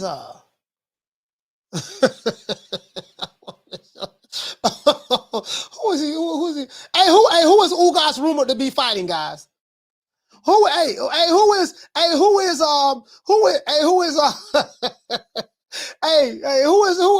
rumored to Ugas to be fighting? Check this out. Hey, Lisa, check this out, Lisa, check this out. Yeah, I looked up Sergio Martinez. They got Sergio Martinez in the rankings. I know. I think he's with the IBF or something of that sort. And Sergio Martinez is about 50 years old. 75, 76, somewhere up in there. Anyways, check this out. I want y'all to see this. Check this out. They got in the welterweight division. Now, Yordenis Ugas was the WBA super champ. He got beats by Dre put on him by Errol Spence. Errol Spence beat this boy. Guess what? He number 2 in the WBC. Keith Thurman beat Mario Barrios. Voila! Out of nowhere, he number 1. Cody Crowley, he's a PBC fighter. And I don't know who this dude here is. Mario Barrios is a PBC fighter. All right, now Carter Ben ain't. Meat Machine, Cal Velasquez, I think he's a PBC fighter now as well. I think they got David Avenese number 9, and they got somebody else over here. Yordenis Ugas is in the process of fighting another PBC fighter. And in a title eliminator. Now, how did that happen? Listen, hold on.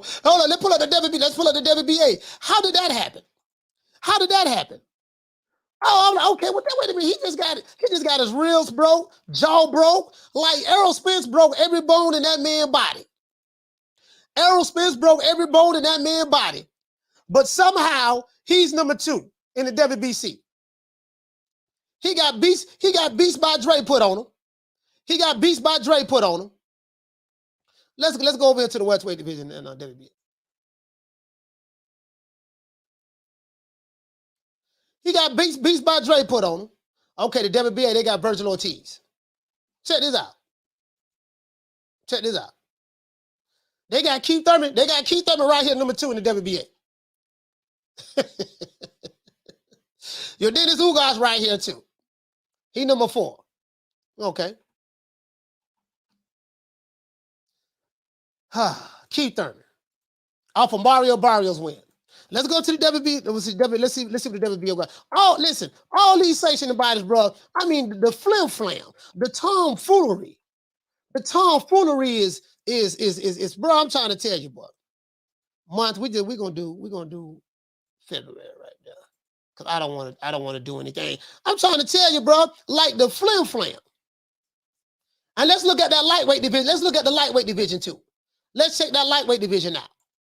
Because I want to see what's what in the lightweight division. Because I was looking at an interview, and according to Devin Haney, and I believe him because you know Tank Davis has the Reggie belt. Crowley. They got Bladder Flair Cobbs, Bladder Flair, Rashidi Edis, Speedy Rashidi. Got Speedy Rashidi over there. Speedy Rashidi over the WBO. They got Speedy Rashidi. Alexis Rocha. Okay, all right. Virgil Ortiz. Okay, all right. Anyways. Hold on, what were we talking about? Oh, yeah, the lightweight. Let's go to the lightweight. Let's go to the WBA lightweight. Because I think that's the belt. That Tank has. I think that's the belt that Tank has. Lightweight. And okay, cool. I want to show y'all this. Check this out. You see right here? Now, this is the WBA. Why am I going here to the WBA? Right here, it says the super champion is Ryan Garcia. Is Devin Haney. We know that Devin Haney is undisputed champion. He got all the belts. And it says right here, he has the WBC, IBF, and WBO. We know he's undisputed, right?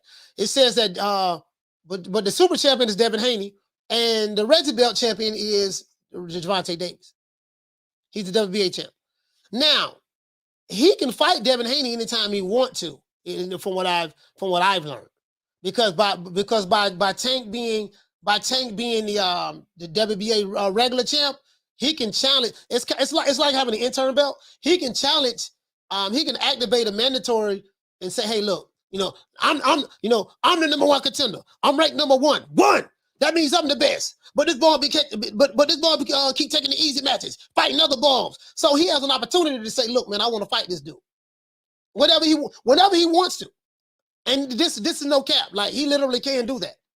Shout out to Keenan. What did you say? You say at that point the networks can manipulate who gets a title shot and who get X'd out. And no, it's not even the networks. It's not. Hey, listen, it's not even the networks, Keenan.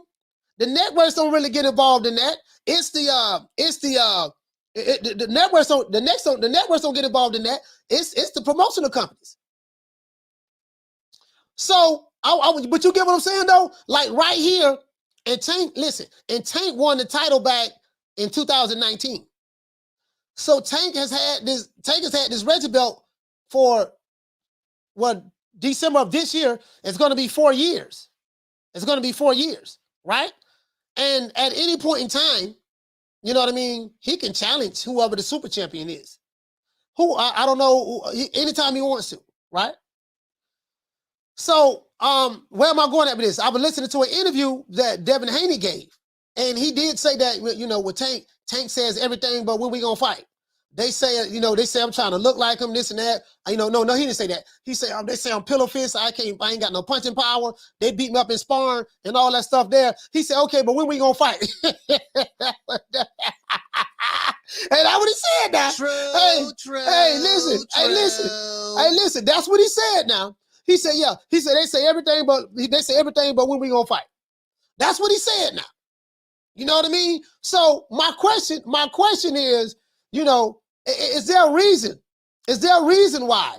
Is there a reason why you guys think that Tank, you know, because we know Tank fighting Ryan Garcia, but he can activate that and fight that guy at any time if he want to. You know what I mean? If he, you know, hold on. Call him, what's your name? Where you calling from? Sheila from Sacramento. Sheila from Sacramento, talk to me. You know you are number one. You're a living legend. That's what they say. that's what they say. That's what they say. Yeah, that's what they say. Yeah. I love it. That had me die. I'm a first time caller. I love you. I'm new to your age, about a year. Yeah. That was hilarious. I love you. Keep doing what you do. All right. Hey, shout out to Sheila from Sacktown. Okay. Salute, Sheila. Thank you for calling. Sacktown in the building. All right. Love you guys. Yeah. Hey, that's my old manager, Will Covington. Man, Will had me crying, dog. I told y'all when we was at the Hit Factory, I used to be an engineer, right? And this is like 2013. And he said, "What's up, Red?" We were talking to Lady Gaga. Told you Lady Gaga producer. His name was Rez, right? You know, Rez in the studio, and he say, "Hey, what's going?" So I was in there, like, I used to make beats, and I was in there engineering the session, right? And he say, you know, he say, "What's going on, Rez? How you doing?" He say, "This my artist right here, Malachi." You know what I mean? Say hi, Malachi. So I spoke to the dude and all that stuff there. You know what I mean? My name Will E. Covington. He say, Rez say, Hey, did what he did, right? Rez say, Will E. Covington. How come that name sound familiar to me? He say, well, they say I'm a legend.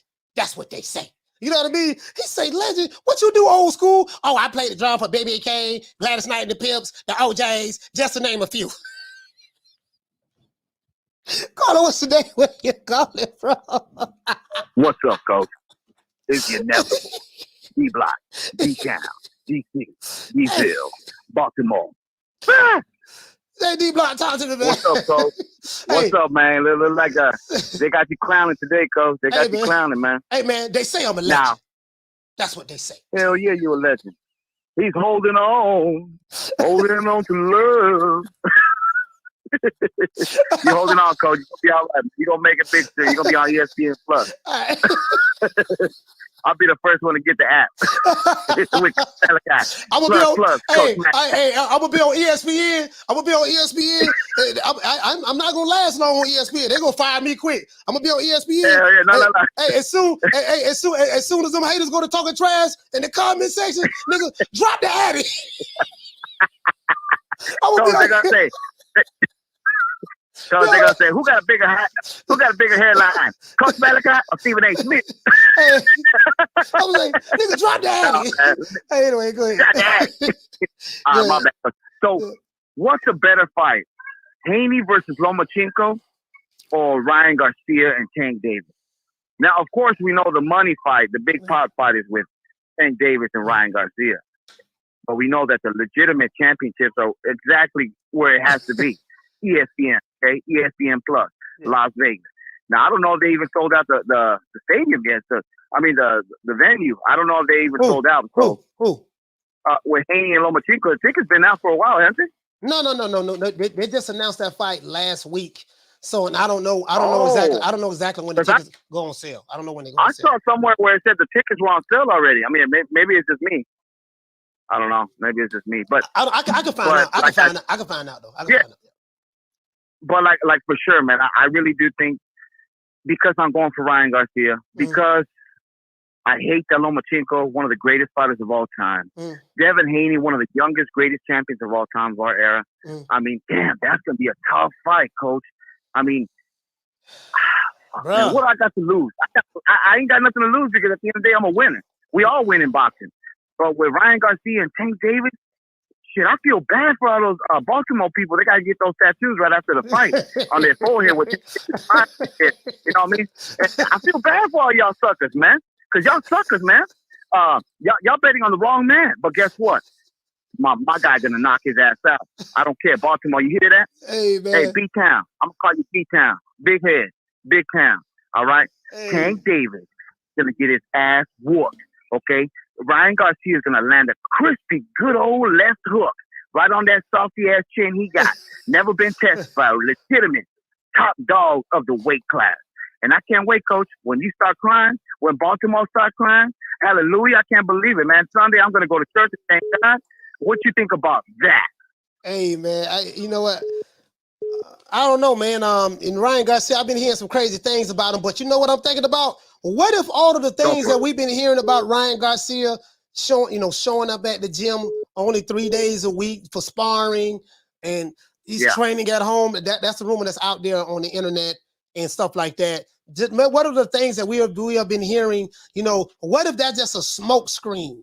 What if that's just something, because, they want to leak that information out there so it can get back to Tank Davis camp, so they can think that Ryan really not training and stuff like that. But what if Ryan playing possum?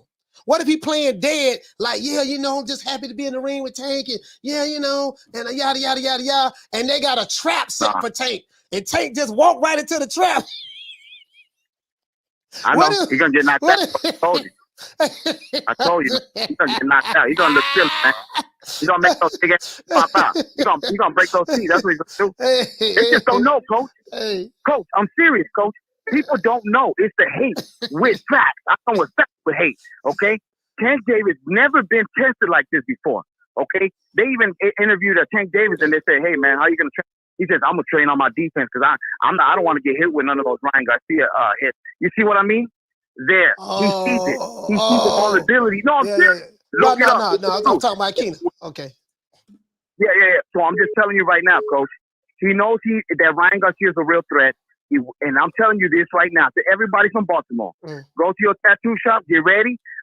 Make an appointment for that damn Saturday night. Go drink some beer. No, you can't drink beer getting a tattoo because you bleed too much.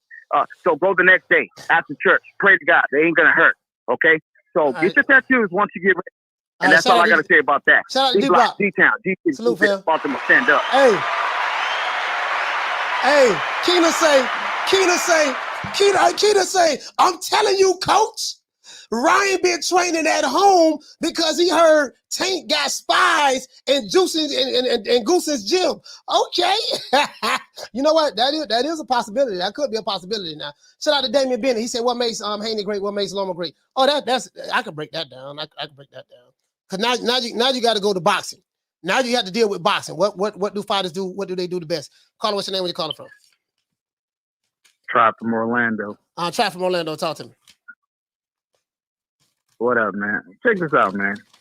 Ryan and Devin been calling Tank out for years. Man, Tank don't call nobody out. That's just like me coming to your house and saying, let me buy your house. And it ain't for sale. You gonna say, no, man, it ain't for sale. I keep coming back. Now I want to buy your house. I want to buy your house. So what you gonna do? You gonna say, all right, you can buy it, but it's at my terms now, my price. If the roof's bad, you got to take it still. You know what I'm saying? That's just like with the weight clause and all that. Now it's on my terms. I didn't ask you to fight me. You've been begging me to fight you. I ain't hunting you down. So you got to take what I give you now. You wanted it so bad. So if I come to you and ask you about your house and you say no, and I keep asking you, now I'm finna stick you up. Now I'm finna charge you whatever I want to now. Yeah. That's all I gotta say, Coach. All right, man. All right, man. Shout out to Trap from Orlando. Salute, fam. Yeah, man. Hey, I'm just saying though, what if Keena Wright though? What if my dog Keena Wright, he from Cackalack. What if Keena Wright and Ryan playing possum the whole time? And Tank Davis fans, all y'all jumping up and down, doing the baseball bat, doing the butterfly, the Tootsie Roll, the Cabbage Patch, y'all doing the sprinkler. You get what I'm saying? You know what I mean? Y'all cabbage patching, you know what I mean? Y'all doing the WAP, you know what I mean? Y'all prepping, you know, what if y'all doing all of that for naught? And Ryan Garcia is sitting in the cut, laying like a possum, just sitting there playing dead, and y'all think that it's gonna be sweet that day. True. Hey, you know what they gotta? I'm telling you right now, boy. What they gotta get me, dog. Hey, Rick. Hey, where Rick at? Hey, Rick. Hey, listen, bro. Let me tell you something, bro. Boy, they got to hire me, dog. They got to hire me, dog. I'm trying to tell you, bro. Bro, I'm telling you, I can sell a fight. I'm telling you, I can sell a fight, boy. But they got to hire me, dog. They got to break bread too. Now they got to break bread. Now, I need my money on the front end. I don't do back end. I do not do back end. Call him, what's your name? Where you calling from? What's going on, Coach? Casino Life Prayers, man. Hey, Casino, talk. Hey, Casino, talk to me, fam. Hey, Coach. I'm in here painting this house, man, but I wasn't gonna call back, but bro, I ain't gonna lie, you just hit the nail on the head, bro. I listened when I said it, bro. But I ain't never believed that Ryan Garcia wasn't training, bro. Like, why would you believe he's not training for the biggest fight of his life? Like, I already knew what time it was. Cause one thing about it, this was Tank keeps saying, we got eyes everywhere. We seeing when you training. Yeah. We seeing when you're not training. Yeah. Like, that's what Tank's doing. He's spying. It's obvious. Like, Ryan, if I heard what y'all was saying, I was like, bro, if Ryan ain't training, that means he know he messed up. Yeah. That's the only way he wasn't training. Like, when he was gonna go into a depression. And if he wasn't training, I was scared he was gonna pull out the fight. Yeah. For real, but I don't believe he's not training, bro. Like that's unbelievable. You know what I'm saying? Yeah. That's unbelievable. That's all I got though. Hey, shout out to Casino. Shout out to my brother, man. ATL stand up. Hey, you know what? I'm just saying. What if Ryan just, hey, shout out to JRG. What it say for me? Say Ryan is just in his garage hitting the Cobra bag. He making the weight. He making the weight from what I'm hearing. So, you know what I mean? That's what he's doing good. He's on weight from what Joe Goosen said. He's on weight. He's looking real good. You get what I'm saying? Hey, Rick. I'm just saying though. You said they both training hard for this bout. Check this out though, Rick. Check this out. Rick, check this out. Goosen's, like, you could just walk in his gym. You get what I'm saying? You could just walk in Goosen's gym, right? I don't know if when Ryan Garcia is there, they have it locked down or when they, you know what I mean? When he comes in and train, it's closed to the public. Can't nobody come on the inside, like come in to watch. I don't know. You get what I'm saying? So, but if he think that there's spies in the camp, you know what I mean? They say Tank Davis, he got eyes everywhere now, huh? So he got spies in the camp. So they probably have it locked down. You get what I'm saying? If that's the case, then that will explain probably why, what if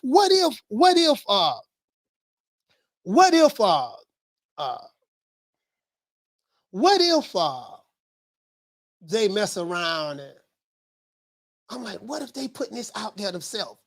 You get what I'm saying? Like me, I'm gonna be honest, if it was me, like I was a fighter, I would put all types of false information out there. Man, coach he ain't really been training, dog. Man, where he at? Man, he over there with his baby mama, man. You talking about Big Booty Judy? Yeah, dog. He with Big Booty Judy right now, dog. And you know what I mean? I saw him at the club. Him and his girl was doing the one leg up. She won the one leg up contest. She was doing the one leg up. He was doing the butterfly. He ain't really been training, dog. He came to the gym, dog, today. Tank, check this out. Hey, just imagine if Tank got some spies Hey, Keenum, just imagine the Tank got some spies and Goose and Jim. Hello, hey, Tank, what's up? Who is this? This one of your spies? Yeah, what going on? Yeah, dog, he in here right now. What he working on? He working on that left hook. Listen, dog, he doing it differently this time. He is? How he doing it? Yeah, dog, right now, you know how he used to close his eyes and throw the left hook? Yeah. He doing it differently now. Now he only closed one eye. So he leave one, he had one eye closed and one eye open. Oh, he leave one eye open? Yeah, so I ain't gonna be able to counter him with that because he gonna leave the one eye open. Okay, dang, that's good. You're doing good. You're doing good. I'm paying you good to be my spy. Yeah, man. Yeah, dog, got one eye open, dog. And what is he working on? He working on the jab. He working on the jab? Yeah, Ryan Garcia really got no jab. I know, dog, but they working on that jab. I saw him and Goosen looking at some old Larry Holmes, old Lennox Lewis fights, you know, and sticking the jab out there. Yeah, I'm trying to tell you, dog. Oh, good looking out. Hey, Calvin. Yeah. What's up? He said, what's up, youngin? Youngin, what's up? Hey, Calvin. Yeah. What's up, youngin? What's up? Hey, one of my spies told me that they're working on the jab. Oh, they're working on the jab? Yeah, they're working on the jab. What else they working on? He said they doing that. Remember that no look, that no look? Eyes closed, left hook he throw? Yeah. They say this time they perfected it a little bit. What they doing? Man, he said they have one eye open and one eye closed this time. Oh, damn, that's good. That's good. Tell them to thank him for calling. Yeah, you get what I'm saying? Tank probably got some. Tank probably. hey, dog. True. Hey, Rick. Hey, shout out to Casino Like Prayers. Hey, for dropping that quarter over. Bam, W, boy. Hey, Leroy. Hey. Super chat received. All I'm saying. Boy. If it was me, oh, I'd be putting out all kind of bad information. Damn, I can't believe they dumb man believing that shit. Damn, I told him, hey, put the room out there that we ain't doing that. Hey, yeah, man, they ain't really been training like that. And then let it go all over the internet. And then, hey, ride that hole right now. Having one of them Mr. T workouts. Remember how Clubber Lane was training to get ready for Rocky in the first fight? Ryan probably at home right now. He probably doing sit-ups right now. Hey, he probably, I'm pretty, all that money he got, I'm pretty sure he got a gym. He got to have a gym in his room, in his house. He have to. He have to have a gym in his house. You know what I mean? With a ring and all that stuff there. You get what I'm saying? He said another thing too, coach. He say Tank too street to believe that stuff too. He say don't cross the street. You get what I'm saying? But I'm just saying though, like, you know, I've been hearing some crazy things, but that could be misinformation too. There's a platform stage.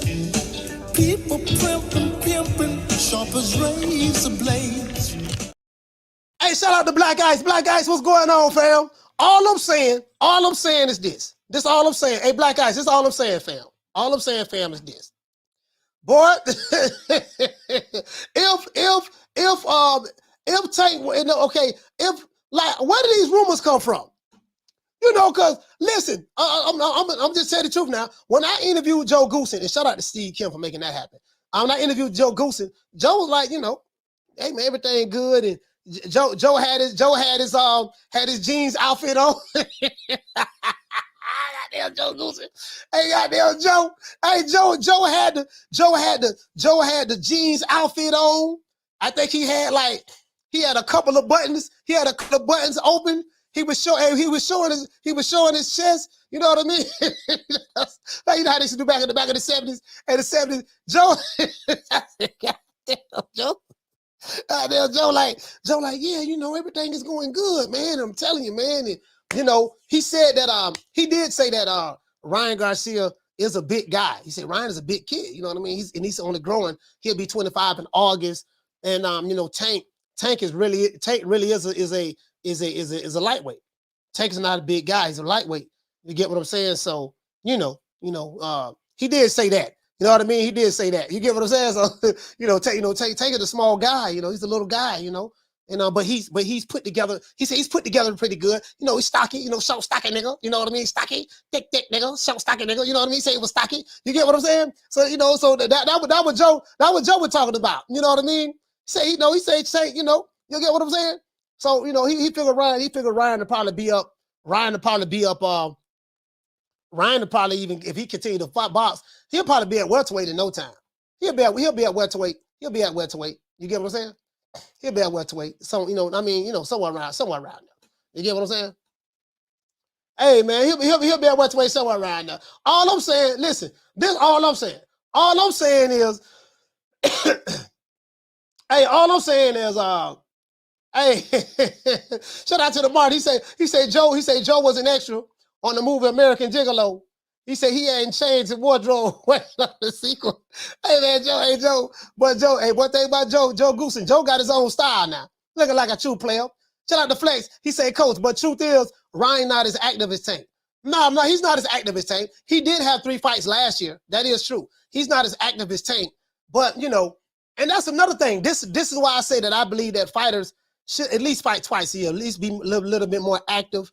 The reason why I say that is because that's how you become more sharp in your craft. I mean, you can look so much into sparring. What I mean by that is, in sparring, sometimes those guys, sometimes those guys don't be, going hard all the way. Pause. Sometimes those guys, when they be sparring, they don't really go all out in the ring, because you're fighting a guy that's the champion or the top guy. You don't want to hurt the guy in there. So sometimes you don't know what these champions. We don't know what these champions these trainers be told. You get what I'm saying? What these trainers be telling these sparring partners? Look here, man. I want you going in there and hurting them now. Don't hit them too hard to the body. You get what I'm saying, bro? I'm telling you, bro. I know this dude. I know this trainer, bro. Like he used to tell me, like, yeah, man. Especially when you get those bigger sparring partners. When you get those bigger sparring partners and they're fighting like a smaller fighter, you don't want him to. You get what I'm saying? Hurt the cash cow. You get what I'm saying? So I think that. When you fight more, when you're more active, you stay more, you keep yourself more sharp. You get what I'm saying? That's how I look at it. And again, like we said earlier, that prevents you from having your weight blow up in between fights. The only way your weight gonna blow up in between fights is if you hardly fighting. If you hardly fight, of course your weight gonna blow up in between fights. You get what I'm saying? You fighting once a year, One thing I will say about Tank do fight twice a year. Now, he only fought one time last year. But he do fight twice a year. So that's good activity from a top fighter nowadays. From a top fighter, that's good activity nowadays. Shout out to Knockdown 305. He say stay ready, you won't have to get ready. Yeah, if you stay ready, you won't have to get ready. You get what I'm saying? Yeah, if you stay ready, you won't have to get ready. I'm thinking that. Shout out to Curtis Robinson. What's going on, fam? I'm thinking this market gonna have to reset itself too. You know what I mean? He said, "Yeah, coach, they don't go hard. They don't go hard in sparring." Yeah, you get what I'm saying? So I'm thinking this market gonna have to reset itself. You know what I mean? So it is. I'm thinking that the market gonna have to reset itself as it relates to what these fighters getting paid and stuff like that. Tank Davis, Ryan Garcia will be the bigger fight. I think it's a foregone conclusion as it relates what the outcome of that fight is going to be. You know what I mean? I think it's a foregone conclusion that how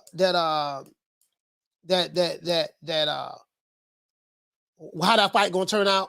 I'm being honest with you guys. I met Mexicans, I met Americans, I met Dominicans, I met Puerto Ricans, I met Africans.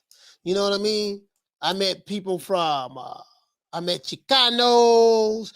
And bro, like when the Chicanos are picking the other guy over another Chicano, that tells you something. True. What to say, Kenny? You said, I think that's why PBC putting all of the big fights. They want to see who they really got that they can move forward with and get them paid and show up and win. No, that's not it. That's not it. They don't have a choice.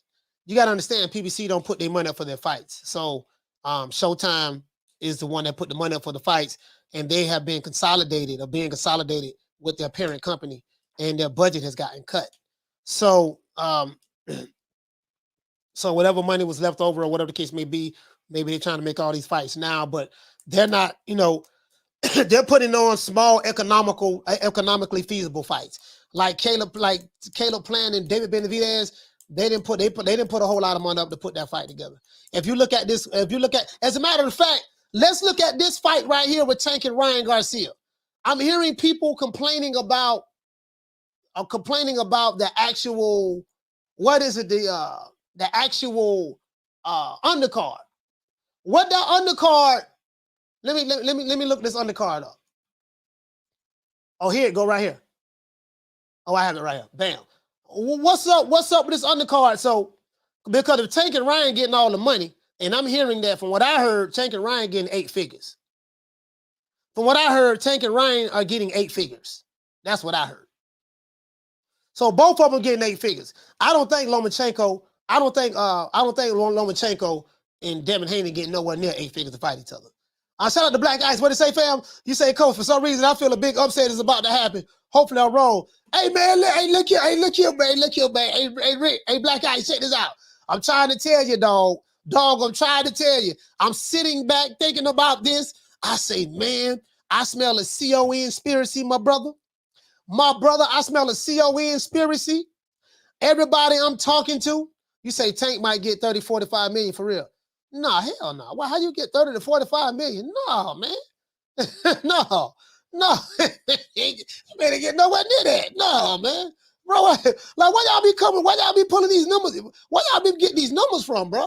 Like, anyway. Bro, I'm like, what if? Just, I'm sitting back, rubbing my chinny chin, you know what I mean? Smoking on a Nick sack. I'm sitting there rubbing my chinny chin, smoking on a Nick sack, Nick sack of gas. Not Reggie. We don't do Reggie. In my country, it's against the law for anybody to smoke Reggie. If anybody get caught smoking Reggie in my country, that's automatic 30 days in jail. And I say that respectfully. True. I'm trying to tell you, dog, what if they playing possum the whole time, dog? Like all this information coming out that Ryan Garcia, he ain't been training, but he making good on weight. He making good on weight. You know what I mean? They ain't been training. They ain't been he ain't been coming to the gym. I'm like, just what if they putting that information out there playing possum? You get what I'm saying? Like, just what if? You get what I'm saying? Because it do sound kind of hard to believe. It do sound kind of hard to believe that this guy would be in the biggest fight of his career, and you get what I'm saying? He say Ryan wants Tank, and this team to sleep on him. He say that way. Well, what if Ryan is the orchestrator of all of this? And Joe Goosen got a poker face. He ain't giving up nothing. Joe ain't giving up nothing. You get what I'm saying? So you ain't gonna get nothing out of Joe. He old school. What if they put in all that information out there and got the other people in the media saying all types of stuff when all the while, boy, he training like Apollo Creed right now. He training like Clubber Lane. Remember how Clubber Lane trained for the first Rocky fight? He was doing sit-ups. He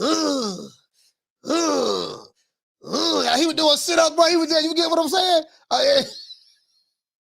Hey, what if Ryan he said, what if Ryan put the paws on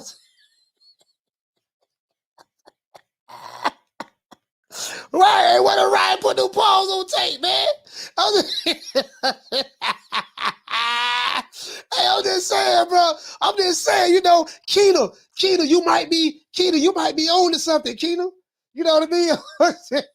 Well, Ryan, what if Ryan put them paws on tape, man? I'm just saying, though. Like, we sitting there calling Ryan Maybelline and lipstick. You get what I'm saying? What if Ryan... Hey, I'm selling the fight. I'm selling the fight right now. Hey, boy, look here, boy. I'm trying to get the pay-per-views. I'm trying to get the pay-per-views up. Caller, what's your name? Where you calling from? Coach, man, you got me over here crying laughing, bro. Coach, I swear, Coach, I ain't, Coach, you own to something, Coach. Coach, No, real talk, man. Real talk. Whoever said that, somebody said something about they smell an upset, but I smell it too. Hey. I smell it too. Oh, I smell it. But hey, I smell it. Oh. I'm sitting there thinking, right? I say, man, this is just too unbelievable and too coincidental. I go to LA. They saying the same. Listen, I'm in San Antonio. I'm talking to certain people in the camp that's with Golden Boy. They saying, oh man, to Ryan Garcia don't stand a chance. Listen, I don't talk to every Mexican boxing fan in Mexico. All of them going for Tank. I said, how come all the Mexicans going for Tank? I said, you know what, man? Yeah, man, Ryan ain't been training, man. You know, he only show up to the gym on sparring days when it's time to spar. He training himself at home. I say, man, that's him, man. I would believe in it at first too, right? Then now that I'm thinking about it, I said, you know what, man, this don't make no sense, dog. What if Ryan Garcia been putting this information out? Man, they putting it out. It's obvious, Coach. Who else gonna put it out? You know what I'm saying, Coach? Who else gonna put it out? So they putting that out. And then what got me smelling it too, Coach? When I watched the All Access, but Ryan Garcia is summoning the God. Like when he was talking to Mike Tyson on there, but I'm talking about he's talking about this is my destiny. He's talking. I mean, I know this is all talk, and that's why I'm getting excited for the fight because I'm like, bro, this fight right here is gonna be crazy. Because at the end of the day, Tank ain't sleep on him. Like it's like the fans, we Tank don't believe none of that. Tank knows he trained, and Tank the fact that Tank not sleep, that's what's making the fight so good. But bro, this could be an upset, bro. I don't believe nothing that Ryan is saying. Like, man. I mean, none that people are saying about Ryan. Yeah, people are saying even about the weight. Bro, Ryan is fake crying. Like, he don't have no problem making weight. No. But he acting like he do. He's smarter than everybody thinks. Yeah. Like, he's smarter than, but I don't think he's going to win. But, bro, if he do, bro, I'm not going to be, like, it's going to be crazy. Like, I'm talking about, I can't wait for the show. If Ryan wins, I'll be sitting up waiting for your show. You know what? See, and I think this is why a lot of people are excited. A lot of people are starting to become excited about this fight with Ryan and Tank because they feel it's going to be drama. They feel, hey, man, somebody getting knocked out. Somebody going to get, you know what I mean? And with the Lomachenko, Devin Haney fight, the people I talk to, no one is thinking it's going to be nobody getting knocked out. It's going to be just a technical fight, you know, sweet science, and that's about, it's just going to be a technical fight. And another thing, too, that's not going to be exciting. Too, I think, I didn't mean to cut you off, Coach. Another thing, too, that I've been thinking about, bro, like, bro, I think Haney might go in there and try to stop Loma. Like for real. I've been thinking that. Like, and if he do that, but that's gonna make the fight. That'll make the fight bigger than if Haney get a knockout. But that's gonna be the talk of the town right there, bro. No, but you know what though? Haney is going to have to fight aggressively. Haney is going to have to fight aggressively. Like he cannot fight Lomachenko because Lomachenko, you know, you want to put him on the back foot. You want to put him on his back foot. But you know, Haney, because of his length, his range, the way he fences with the jab, like he'll stick that jab out there and just keep you in range like that at bay. And then when you come in, drop that right hand on you, and stuff like that. I don't think he could beat Lomachenko on the inside. Lomachenko's really good inside fighter. But he's going to have to do what Tio did. Shoot them jabs to the body. Shoot them jabs to the midsection. Continuously make Lomachenko reset and reset and reset and reset. Because Lomachenko pretty much does the same thing every fight. You know, but you gotta know how to fight against it. You know what I mean? But yeah, hey, Casino, thank you for calling the show, my brother, man. Salute. Casino Live Prayers, ATL, stand up. Yeah, Lomachenko is a very, very intelligent fighter. So I'm like, man, from the interviews I'm seeing, you know, he's talking like, look, man, you know, I want y'all to continue to disrespect me. Bro, this dude taking this personal. He taking this personal. Bill talking about, we fighting for our freedom. We fighting for our freedom. Like, what you mean fighting for your freedom? You get what I'm saying? And what the one man said, he said that would be a mistake if Haney is too aggressive. Yeah, I didn't say, yeah, you're right. If he's overly aggressive, he's going to walk into traps. But he's going to have to fight. He's going to have to fight a little bit. He's going to, he's going to have to fight a little aggressive. You know what I mean? He's going to have to fight him the way Teofimo fought him. You know what I mean? Teofimo gave the blueprint. Call him, what's your name? Where you calling from? What's going on? What's going on, Coach? You already know, man. T Skills, Jersey. Man, T Skills, Jersey. Talk to me, fam. All right. As far as what fight will be more entertaining, I kind of figure I can't really answer that. I feel like they both gonna be entertaining, but I feel like they both kind of draw two different crowds. I feel like Tank crowd is gonna be more of the casuals and all that, going to see him do what he got to do, and I feel like more of the hardcores are going to be interested in the Devin Haney and the Loma fight. I'm interested in the Devin Haney Loma fight because I want to know if Devin Haney is really the goods. And I feel like Loma will really, really, really pull that out of him. Yeah. And if Devin can beat Loma in devastating fashion, then I feel like that kind of proves some of the hoopla about him, about people being afraid to fight him. I feel like that is the reason why. Even though he don't have that power, he still possesses a skill set that makes it kind of hard for a lot of these so-called fighters. You know, he can control his distance real good, and he got a laser jab. That's gonna, like you said, like you saying with the offsetting Loma all the time. So if he can offset Loma like that, then he basically can offset any other one of those boxers. And by having that height advantage and that reach advantage, it is kind of a scary fight. But I am interested just to see what he's going to do. But if he looks shaky with Loma and barely wins with Loma, then I think Tank knocks him out. That'd be my opinion. But if he beats Loma in convincing fashion, then I'm going to say he's going to be Tank's toughest fight, and he might beat Tank. You know what I mean? But as far as them, both of them, I feel like they both entertaining, but, you know, one is kind of more for the casual and the other was for the hardcore. Okay. All right, man. Hey, shout out to T Skills, man. Salute, fam. Thank you for calling. Jersey, stand up, man. All right. Peace, bro. Yeah, you know what?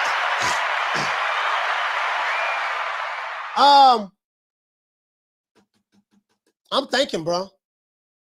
Like, I mean, again, Lomachenko has 2 losses already. So, you know, there's a blueprint how to beat him. You know what I mean? So, he is a beatable fighter. We know that. Lomachenko's going to come to fight. Devin Haney's going to come to fight. And I think Lomachenko want to win those belts bad. And he know that people are writing them off. Now, you know what I like about these fights? This is what I love about these fights. Tank Davis and Ryan Garcia have a storyline. They have some kind of storyline, right? But Lomachenko and Devin Haney have a storyline. What's the storyline? The storyline is a couple of years ago, 3 years ago, Devin Haney was with Matchroom. Devin Haney was the WBC intern champion. And according to Haney's and his supporters, you know, Devin Haney was the mandatory to fight Lomachenko. That's according to them. And Lomachenko ducked Devin Haney. He ducked him. You know what I mean? But this bum is taking the easy matches, fighting other bums. He ducked him to fight Teofimo Lopez. His fans say they were chasing titles. So what happened was, I think the WBC, I think they stripped him of the belt or something of that sort, and they elevated Lomachenko. They created a belt out of nowhere, and they created a belt out of nowhere. They said this was the franchise belt was a designation belt, a special designation belt at the time. So the storyline is, and Bill Haney them is playing it very well. They're saying that, yeah, you've been ducking us. You've been running for us for years. We've been trying to run you down, chase you. You get what I'm saying? And now we got the belts. Now you have to come to us because we got all the belts now. You know what I mean? You've been ducking this. You've been dodging, shucking and jiving. You get what I'm saying? And then now you got to come to Papa. No one, I'm going to tell you something, bro. If you would have told me 2 years ago that Devin Haney in 2023 would become the undisputed lightweight champion of the world, I would have laughed you right in your face. I would laugh right in your face. True. So if I'm Haney, that's the storyline. Man been decking me. I don't want to hit nothing about no war in Ukraine or, you know, I'm too big and he too small. I don't want to hear that. He been decking me. I had to run him down. I had to go through hell and high water just to get him in the ring. If I'm Devin Haney, now I'm gonna tell you something what I do. If I'm Devin Haney, oh man, I go all the way on promotions. I go all the way on the promotions. Like people already hate Devin Haney. So you make them hate some more. Play the bad guy role. They need me, man. Carter, what's your name? Where you calling from? They need me. It's Damien from Baltimore. Damien from Baltimore, talk to me, fam. Man, why we gotta keep talking about these duck traps from Haney? The man went for a title. So on all those sides though. I mean, I know we touched on it 1,000 times, but first of all, he went and fought for a real title when he fought T.O. So why would he go down? Why would he even entertain the Reggie belt if he's fighting? If his goal was to become undisputed, right? So that's first fact. The next part, even once he became the franchise champion, Suleiman did everything in his power to minimize the what we know when we grew up. The green belt was the belt everybody wanted, but he did so much. He even so much to say called Devin the Pride champion. Like he did. He almost like tapped him on the head, like little boy, sit over here in the corner. We got Loma working. So I mean, I get them with the fighting. It's stupid. And then the Tank and Haney fight, we know that shit ain't happening because they not going to take that B-side shit. They going to try to A-side them, and that's going to just be a whole tug of war. They going to be like, we got all the belts. They're going to be like, we bring the fans. You ain't bringing nothing. You know, we already know how that's going to go. I mean, realistic. I mean, we can hope and pray, and that's the reason why he had never activated. He never activated because they know that it's going to be a 60-40 split if they go to purse bid, and they going to be on the 40 side on the 40 side. So they never going to activate that shit. But why even? But what's the purpose of even keeping that belt? Why not just? You get what I'm saying? Because you got to look at the narrative. The narrative is when they announce him, they going to say he is a 3-time champ, or some they might even say he's a 4-time champ. I mean, we know he's only a 2-time champ, really. And I'm West Baltimore. I'm from West Baltimore. But we already know he's only a 2-time champ. Yeah, he won the 130 fight.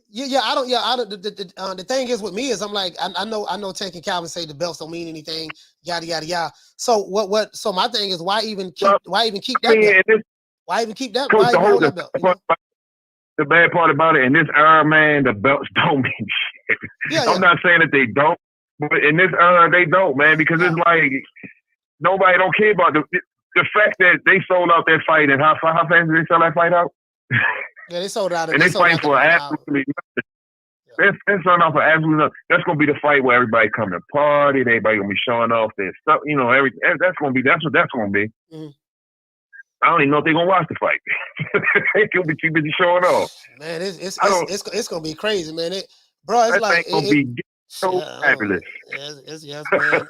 It might be some serious violence out there too. You know how to get out there on that strip. Yeah.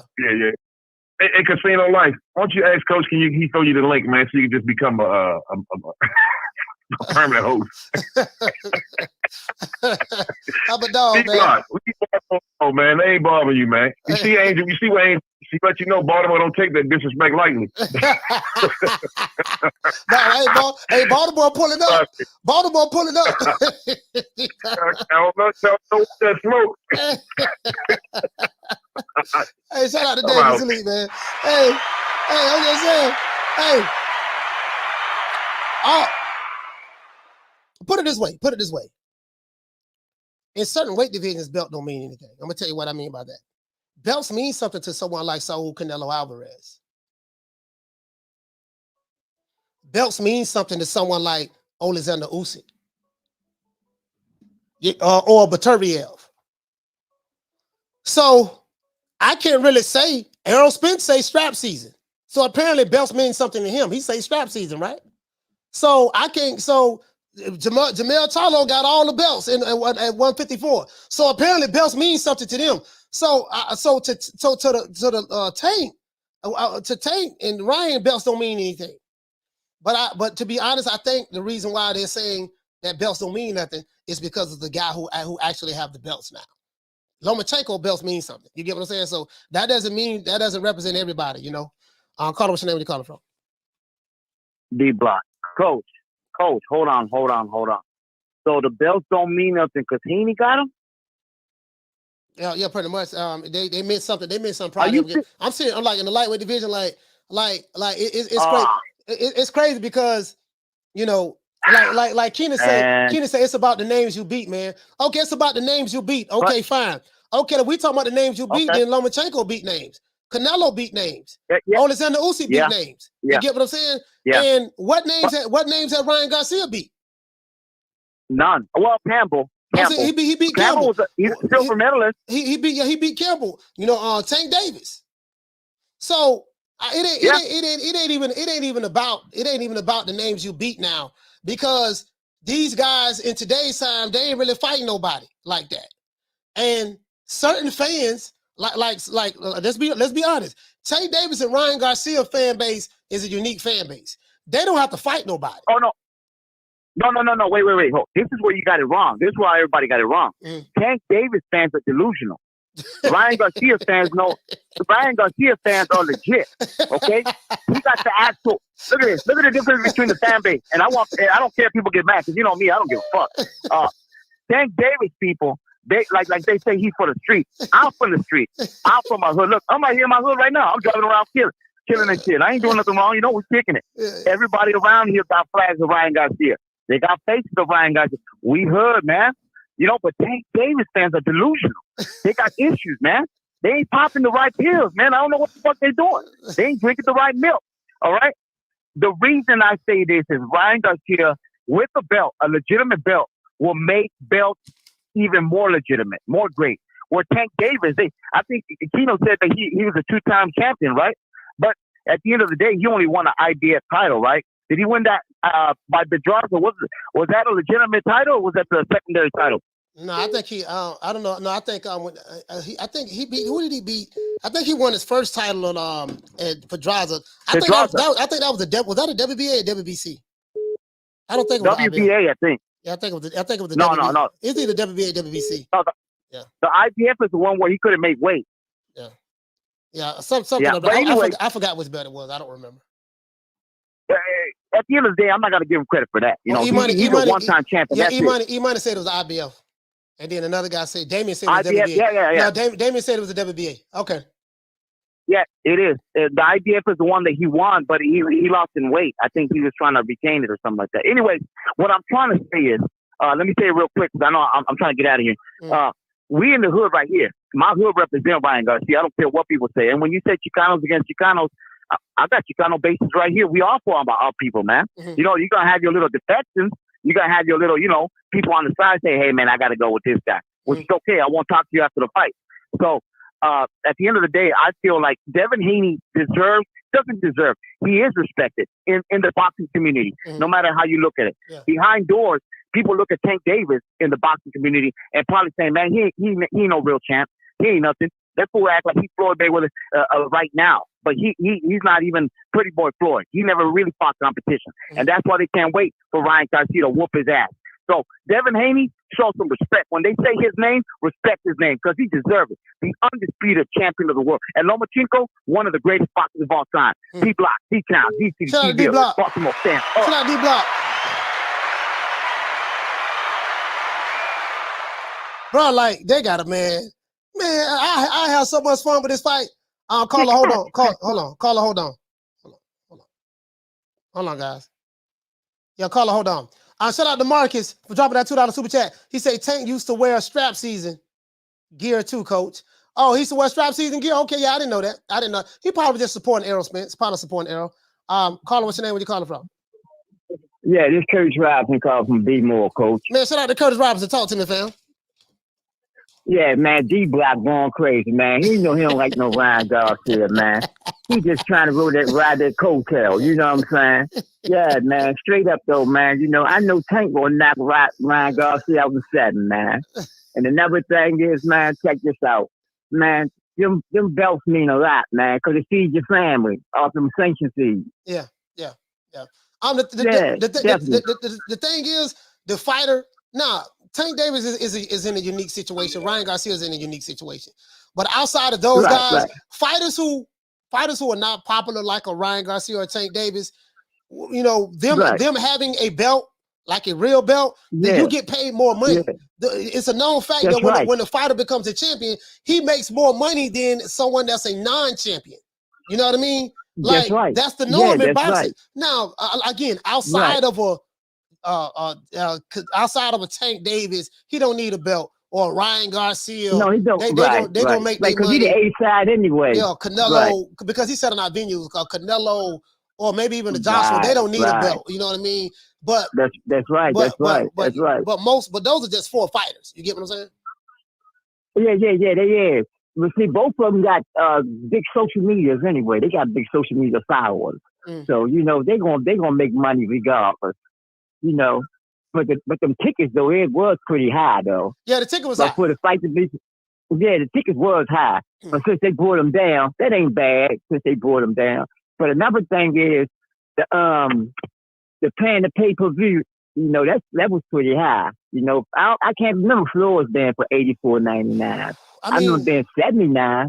I mean, you know the crazy part about it. The crazy part about it is this. You know. The inflation is very, very high, and they went up. They went up on the pay-per-view. So by the time you get through paying taxes and stuff, you're going to be paying probably about $95, $96 for this pay-per-view. You know what I mean? Almost $100. So almost $100. What I want to know is, we know the fight is sold out. It's going to do good at the gate. What I'm anxious to see is, how will this translate into actual people buying the pay-per-view? Will the higher price, shout out to my sister Lisa Bells, will the higher price point of the pay-per-view encourage more people to buy the fight, or will it discourage people to not buy the fight? That's what we're gonna find out. That's what we're gonna find out. Yeah. Well, we'll know when the numbers come out. We'll definitely know when the numbers come out. They haven't officially released the David Benavidez number, so Jay can't play. They gotta release them though. Well, they ain't gotta release them, but I'm quite sure they're gonna release them. All right. Well, listen, man. Hey, shout out to you, my brother, man. Hey, thank you so much. Hey, thank you so much, man, Curtis, for calling the show. Salute, fam. Be more stand up. Salute. Yes, sir. Hey, I'm just saying, like, they ain't released those numbers, so. Anyway, so this how I sell this fight. It's very simple for me. It's very simple for me. Storylines. Ryan Garcia is fighting this fight for respect. Ryan Garcia and Devin Haney has something in common. Both men are fighting for respect. I'm gonna tell you what I mean. Ryan Garcia is looked upon as Maybelline. Ryan Garcia is looked upon as a fighter turned TikToker. Ryan Garcia is looked upon as someone who doesn't take the sport seriously. And everyone who I spoke to have said this. Everybody, listen, check this out. This is the crazy part about it. Everyone who I've spoken to who talk about Ryan Garcia, I spoke to a lot of Mexicans, Chicanos, boxing fans, and all of them say the same thing. They say they like Ryan, he's a good kid, but Ryan doesn't take the sport seriously. All of them say that. Listen, no matter who I talk to, Buddy McGirt, I don't want to put Buddy McGirt out. I ain't gonna throw Buddy McGirt out there. But Buddy McGirt did say that he was picking Tank Davis. He said he liked Ryan Garcia, but he picking Tank Davis. He think Tank have a little bit more experience than Ryan, and he think that Tank has fought better competition than Ryan Garcia, and Tank has seen more different fighting styles. Tank has fought more, have more experience, fought better competition, and he's fought different boxing. He's fought different styles of fighters. So he's ready for someone like a Ryan Garcia. This is what Buddy McGirt said, right? But other people I speak with, they say, and I ain't gonna say their name, but they say Ryan ain't taking it. They look at him as though he don't take it seriously. You know what I mean? Shout out to Casino Light Prayers. Hey, okay. Dropping that quarter over, bam, dub on your boy. Hey, Leroy. Super chat received. Playtime's over, boy. Hey, Casino Light Prayer said the anticipation of the Arrow Bud announcement should run the numbers up. I see the strategy. There you go. Down from the bar, there's a platform stage. People pimping, sharp as razor blades. Oh man, there you go. There, you know what I mean? So you saying it might be a marketing ploy or whatever, right? But check this out though. Ryan Garcia is fighting for respect. They look at you as a TikToker. They look at you as not as a social media star turned boxer like a Jake Paul. They look at you as a boxer turned social media star.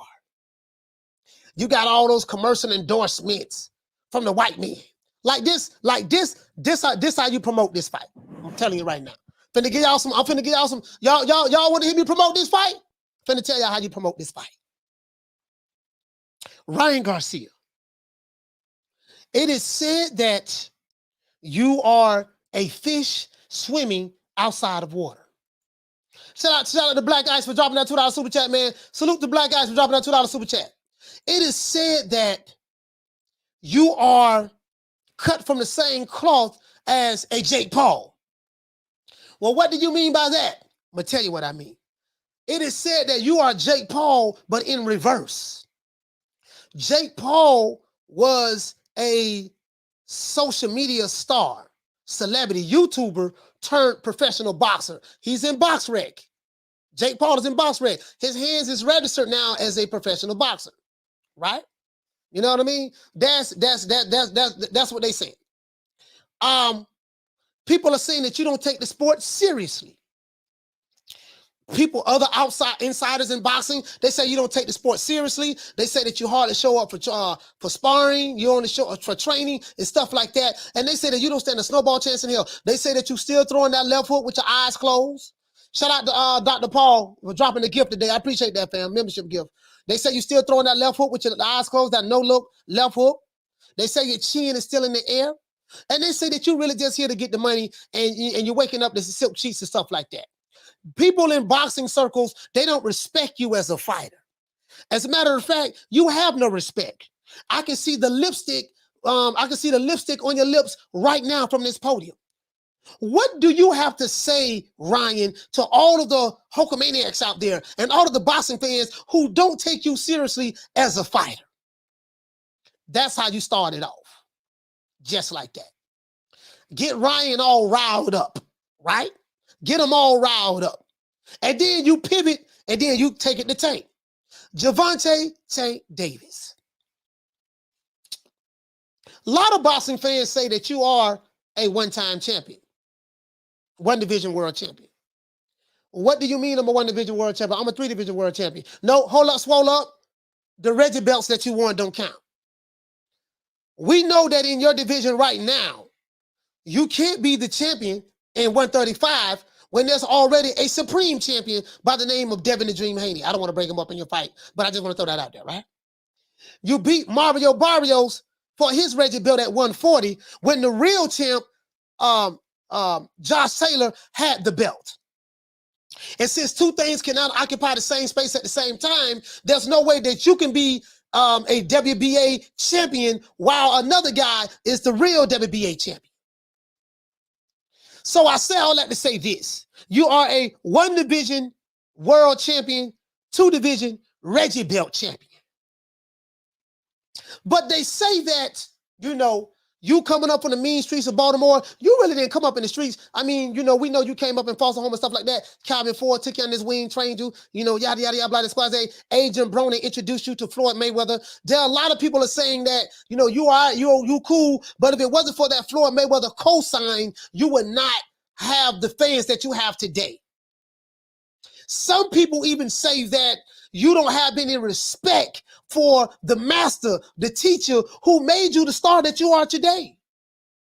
Like I said before, like I said before, that guy right there. How do you feel that in 2023, you are 28 years old, you have a guy that's currently the champ in your weight division? Prior to him having that belt, Vasily Lomachenko had that belt. You have been a Reggie belt champion since 2019, but you have yet to yet to challenge yourself. Not only that, but you have refused to fight the champions in your weight division. Some people feel that Ryan Garcia might have your number this fight. What say you about that, Gervonta Tank Davis? I just throw that out there, right? Piss him off. I'm gonna do my homework real good. Gotta come with trigger words, right? And then guess what? You know the trump card I'm gonna use? You know the trump card I'm gonna use against Tank? Do you know this guy on Twitter by the name of Two-Tone the Superstar? Right here in the tweet. This tweet is dated February the 2nd, 2023. You added a guy by the name of Two-Tone the Superstar, and you said that when you see him, you're going to put hands and feet on him, and you don't mind catching another case. Some people say that that's a sign of your mental weakness as a young, small man. What say you about that? You're from the mean streets of B-more. They say that the Baltimore educational system is really not that high. What say you about that? About you're getting upset, willing to go back to jail to put your hands, paws on another guy because of his opinion on Twitter. What say you about that? You know what I mean? Just throw that.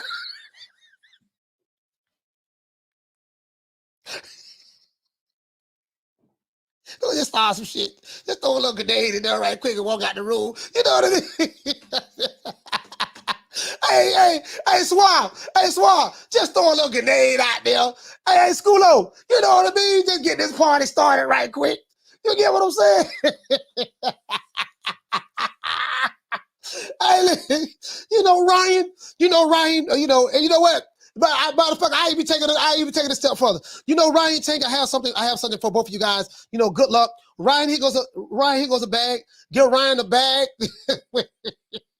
I got some gifts for you. I have some gifts for you, Ryan. Have some gifts for you. Have some mascara and some lipstick in there and a selfie stick. You know, I noticed that selfie stick that you normally use, Ryan, you know, it doesn't turn at a 45 degree angle. This selfie stick right here, you better take some good selfies with this one. Kind of like the other pictures you do on Instagram. Yeah. Get him a selfie stick. And then Tank Davis, I give him a real belt. I say, Tank, I was able to get this belt, the real WBC belt from Devin Haney. And since you don't know what it's like to be a champion in the lightweight division, what I want to do is I want to let you see what it looks like. He goes to the real WBA title. And anytime that you feel froggy and want to jump, you can always jump and get this belt. You know what I mean? I just want to let you know that. You know what I mean? Just throw that out there. Bro, let me tell you something. This fight, hey, shout out to Reggie Owens. What's going on, man? Bro, let me tell you something. I'm going to piss both of them off. Shout out to Halim. He say, Coach, you need to ask Tank why you tweeting delete. You know what I mean? So I'm just saying, this how you do it. Hey, this how you do it. I can't, you know, we got to stir the pot. We got to stir the pot. We got to set it off. We got to stir the pot and set it off. This how you ask questions. This how you ask questions. You get what I'm saying? Agitate both of them. Shout out to the G-Man. Hey, okay. Dropping that quarter over. Bam, double your boy. Hey, Leroy. Super chat received. Hey, he say from a technical standpoint and a hardcore fan, Loma versus Haney is a much better. However, for the entertainment and the casual viewer, Tank versus Ryan is better. Yeah. A lot of people are saying that you know, Tank and Ryan is more so for the casual fans. But I get down from the bar. There's a platform stage. People pimping, sharp as razor blades. You know, Ryan, I remember back in 2021. That was a rough year for you. Back in 2021, you know, I remember when you beat Luke Campbell. This how you set the question up, too. This how you set it up. I remember when you beat Luke Campbell. And you were such a defensive wizard. You got dropped in that fight. And you was able to overcome adversity when you got knocked down. What I noticed in the fight that no one spoke about, I noticed that you approached Luke Campbell in the high guard. And you threw a couple of punches to shoot the right hand down the pipe a couple of times out of that position. And when you saw Luke Campbell in front of you again, Luke Campbell anticipated that you was going to shoot the straight right or throw the right hook like you did last time when you was in the high guard position. Little did he know, unbeknownst to him, you were setting him up all the time, all the while for that check left hook to the body. And when Luke Campbell thought that you was, and you fainted him, when Luke Campbell thought that you was going to shoot the right hand, he immediately put his arms up in the high guard, exposing the left side of his body. When he did that, you anticipated that, and with lightning speed and perfect timing, you landed the perfect kill shot that ended the fight. Would you like to elaborate on that, Ryan? Yeah, yeah, coach, I like to elaborate on it, coach. Yeah, man, that's amazing how you observed that. I was kind of mad at you what you said earlier. You know what I mean? But now that you're getting back on code, you're getting back on point. Now you're talking about my good parts, my strengths and stuff like that. I appreciate that. I'm a whole lot swole up. I'm not finished. So how do you feel about that? Yeah, I did good, yada, yada, yada, right? My question to you is this. Yeah, go ahead, coach. You're doing good now. I like you now. You had an opportunity in 2021 to fight Devin Haney. You was the WBC intern champion. Am I correct? Yes, I was. For some reason, you dropped your intern championship status. You was ordered or was supposed to fight Devin Haney next because you were the WBC champion, but you refused to fight the real champ at the time, and still the champ to this day. You refused to fight the champ for the belt. Why did you duck that Devin Haney smoke back in 2021? True. I'm not saying you're ducking, but some fans in the chat are saying, as a matter of fact, how I'm gonna do it, how you ask a tough question, you make it seem like you're getting the answers, the questions off Twitter. Like you may read questions off Twitter. According to, hold on, what a brother at? According to Larry Lopez, he said at least Devin attempted to fight the champions. According to Larry Lopez, he say 4 years of ducking real smoke. Larry Lopez says take that. He was talking about you 4 years ducking real smoke. But anyway, but Larry Lopez said that you had an opportunity in 2021. This is not me, Ryan. This is not me. I promise you. This comes from Twitter. That you ducked Devin Haney in 2021. You tried the belt. Would you like to elaborate on that? What happened with that? Okay, you dropped the belt. Okay, that's fine. All right, then you had an opportunity, I think, to fight JoJo Diaz or something of that sort. You ducked that one too. That what the people said. I ain't say it. The people said you ducked that one too. What happened with that?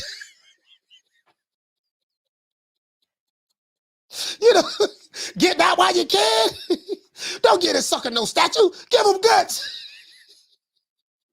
I'm just saying, what say you about all of your critics who say that you be decking people?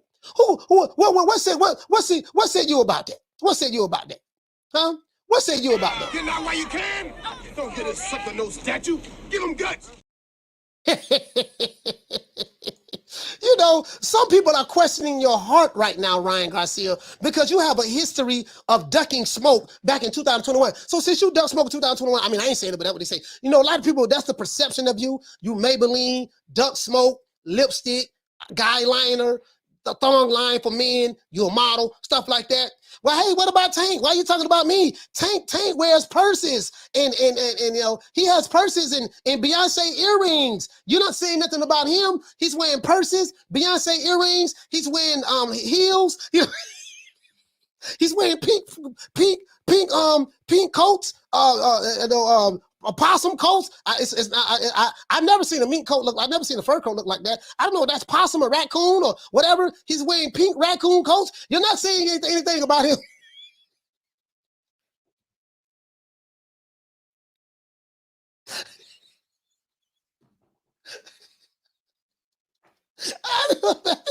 Hey man, I'm telling you, dog. Hey bro, they need to break bread, dog. They need to break bread.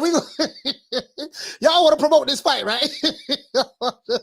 Hey, hold on. And then we'll go over to Devin Haney. Mr. Haney. Devin Haney. Devin, your father, Dollar Bill, has done a really, really good job with you. Like father, like son, you're very witty, you're very smart. But some of your detractors say that you are pillow-fisted. Some of your detractors say that you are the email champ because you didn't fight for the belt. Some would say that you took the easy way out in order to become undisputed, and they really don't respect not respect. They really don't respect your belts because they saying that the belts mattered until you won the champion, right? Till you became a champ, the belts before you was a champ, the belts mattered. But now that you're a champ, the belts don't matter no more, right? Belts don't matter no more. So why is it, why is this fight between you and Vasily Lomachenko mean so much? Because Bob Arum did say that Vasily Lomachenko was the greatest fighter that he's ever signed. He said that Vasily Lomachenko was greater than Muhammad Ali, was greater than Sugar Ray Robinson, was greater than Marvin Hagler, Sugar Ray Leonard. Oh, he was greater than all the sugars. All the sugars. He was greater than all of them. That's what Bob Arum said, and now you're fighting the greatest Caucasian fighter in the history of boxing. Well, how do you feel about that?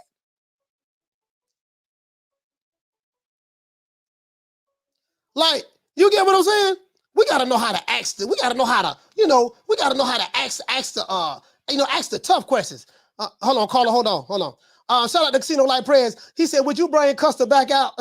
So he said they would bring Custer back out so fast. True. Hey, caller, what's the name when you call it, bro? Rick Ricardo, San Antonio. Salute, coach. Hey, shout out to Rick Ricardo, San Antonio. Talk to me. Yeah, so let me start off with, when it comes to Tank Davis and Ryan Garcia, I believe Tank's a little overestimated in this fight, and I think Ryan's a little underestimated. I think it's a 50-50 fight, in my opinion. In terms of, is this fight better than Haney and Loma? Well, from a monetary standpoint, yes. Yeah. When it comes to attracting more fans to the sport, yes. When it comes to Haney and Lomachenko, from a legacy standpoint, no, not at all. I would pick Haney and Lomachenko to outclass both of those men. Yeah. To me, belts matter, period. So from a hardcore perspective, no. When it comes to legacy to the sport, no, it doesn't. So there's two sides to this coin. So that's where I stand on that. I would favor both guys, the winner of whoever, Loma or Haney, whether win or lose. I'd pick them both to beat Tank and Garcia. I think they still got ground to cover and shit to prove. Yeah. So I know some people are sold on either fighter, in my opinion, man, I think not you or not anybody in the chat or people specifically, but I think some people are going with Tank. It's almost like, yeah, I'm just going to say Tank because most people are riding with Tank. Me, it's 50-50. I see advantages for both guys. Both guys aren't to me, proven at 135 yet. That's just where I stand. I mean, yeah, they've had a couple good wins. Ryan's probably had a decent win with fighting against Campbell. No matter how you shit on the guy, he was actually a decent top 10 fighter. Yeah. I'll give him credit for that. Fortuna, he wasn't himself. That fight took place at 140. He wasn't at his best at all. He was real soft.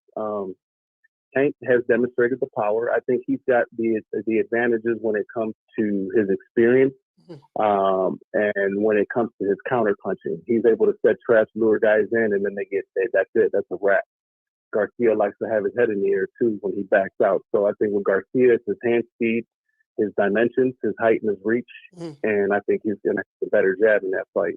But that remains to be seen, man. So that's my stand on it, and that's how I see the comparisons of the fights and where I stand. So that's my opinion, coach. Shout out to Ricky Ricardo, man. Hey, thank you for calling, man. San Antonio, stand up. Yes, sir. Yeah. Hey, so much, it didn't check this out. I'm telling you, bro, they let me work these press conferences. I'm trying to tell y'all, if they let me work these press conferences, I got something for them. Vasily Lomachenko, you have your interpreter there? Yes, I have. Yes, I have my interpreter right here. Okay, good. You speak good English. I want you to interpret this for Vasily Lomachenko. Yes, go ahead. Bob Arum has a lot of faith in you, Vasily Lomachenko. Bob Arum went as far as to say that you are the greatest Caucasian fighter in the history of Caucasians. He said that you are better than Muhammad Ali. He said that you are better than Sugar Ray Robinson, Sugar Ray Leonard, and Sugar Shane Mosley. You're better than all the sugars. You know, that's what he said. Well, how do you feel? Do you feel, Vasily Lomachenko, that you are greater, you are a better fighter than Muhammad Ali? Where do you rate yourself amongst the greats? That's the first question I would ask you. That's the first question I would ask you. See what he say. See what he say, right? Then after he answered the question, hey, Schoolo, check this out. Then after he answered the question, guess what I'm gonna say? Guess what I'm gonna ask him after that? Fans of Devin Haney feel that he doesn't get the respect that he deserves.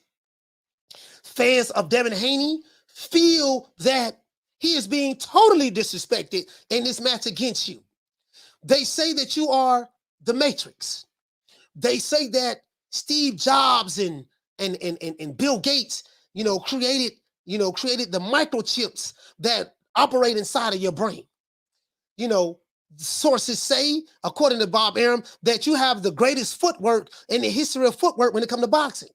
Better than Willie Pelt, better than Ray Robinson, better than anyone. You're like Fred Astaire in the ring, right? Devin Haney fans also feel that you are the Great White Hope. They feel that you are a hype job, and this is just the white man looking for another white guy that's going to beat the brother. How do you feel about that? Like, literally, bro, I'm like, literally, that. What do you got to say about that? And then I want to watch Lomachenko's interpreter try to interpret that to the Lomachenko.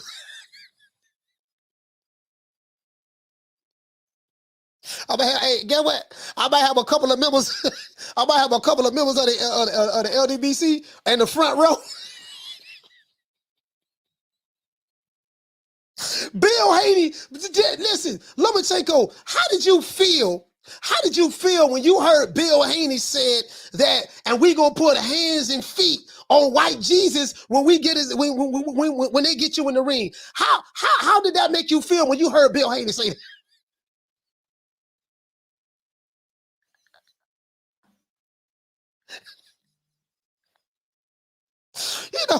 White Jesus, like you the savior. You get what I'm saying? Like, how does...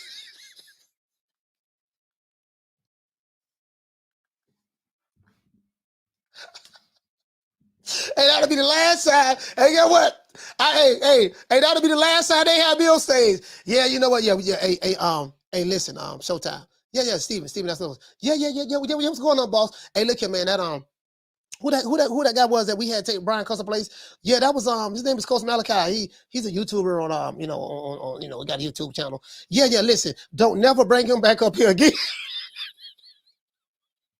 I can hear Bob Hill right there. God damn it, what kind of questions are these? You're coming over here with your Black Lives Matter stuff. You're talking about white Jesus. Now, I did promote a fight back when Jesus was alive. I was the one who told Jesus. I said, Jesus, it's a guy over there named Judas. Do not trust Judas. Jesus didn't believe me. He trusted Judas. Judas sold him out for 3 pieces of gold or silver or whatever it was, and they killed Jesus. But I told Jesus, I said, Jesus, listen to me. I know what I'm doing. I remember the time when me and Don, we promoted David and Goliath. Remember David and Goliath? Yeah, we promoted that fight. Me and Don, I've been around a long time, and I know what you're trying to do. Like, bro, Bob will make sure I would never be at any more press conferences asking questions, and I would not be the guy on the stage. He'll make sure that, and we automatically know Al ain't gonna let me get on the stage no more. They gonna be like, look here, baby boy, we got a no-fly zone for you. You will not be a part of any PBC events. You will not be a part of any PBC events. We don't like your questions. They gonna be like, we don't like your questions, baby boy. Boy, hey, listen. Hey, you ever seen a dude get fired on his first day? Listen, bro, all jokes aside, I had a job, bro. This is a true story. I was 16 years old, right? I had a landscaping job. And I was in a halfway house at the time. Right? I'm a young dude, street dude, but I was in a halfway house at the time. I was going to the juvenile facility, and they had put me on. I was on a halfway house, and I had to get a job, right? And man, I ain't never, bro. Let me tell you something, bro. I ain't never had no no landscaping job before in my life. So the landscaping, that was like a real easy job to get. Man, I got there, man, bro. I quit matter of fact, I was there the first day. Did I quit or got fired? I got fired before I was going to quit. What happened? This what happened. We had a lunch break. And I don't know what it is, dog. Like when you're a teenager and you're working those hard, like manual labor jobs, it seemed like the time go by so slow. I'm trying to think, but did I quit? I think I quit that job. I either quit or got fired. Let me see. What it was we had a lunch break. I'm complaining, dog. I'm complaining. It's too hot. The grass got me itching. Man, I'm complaining.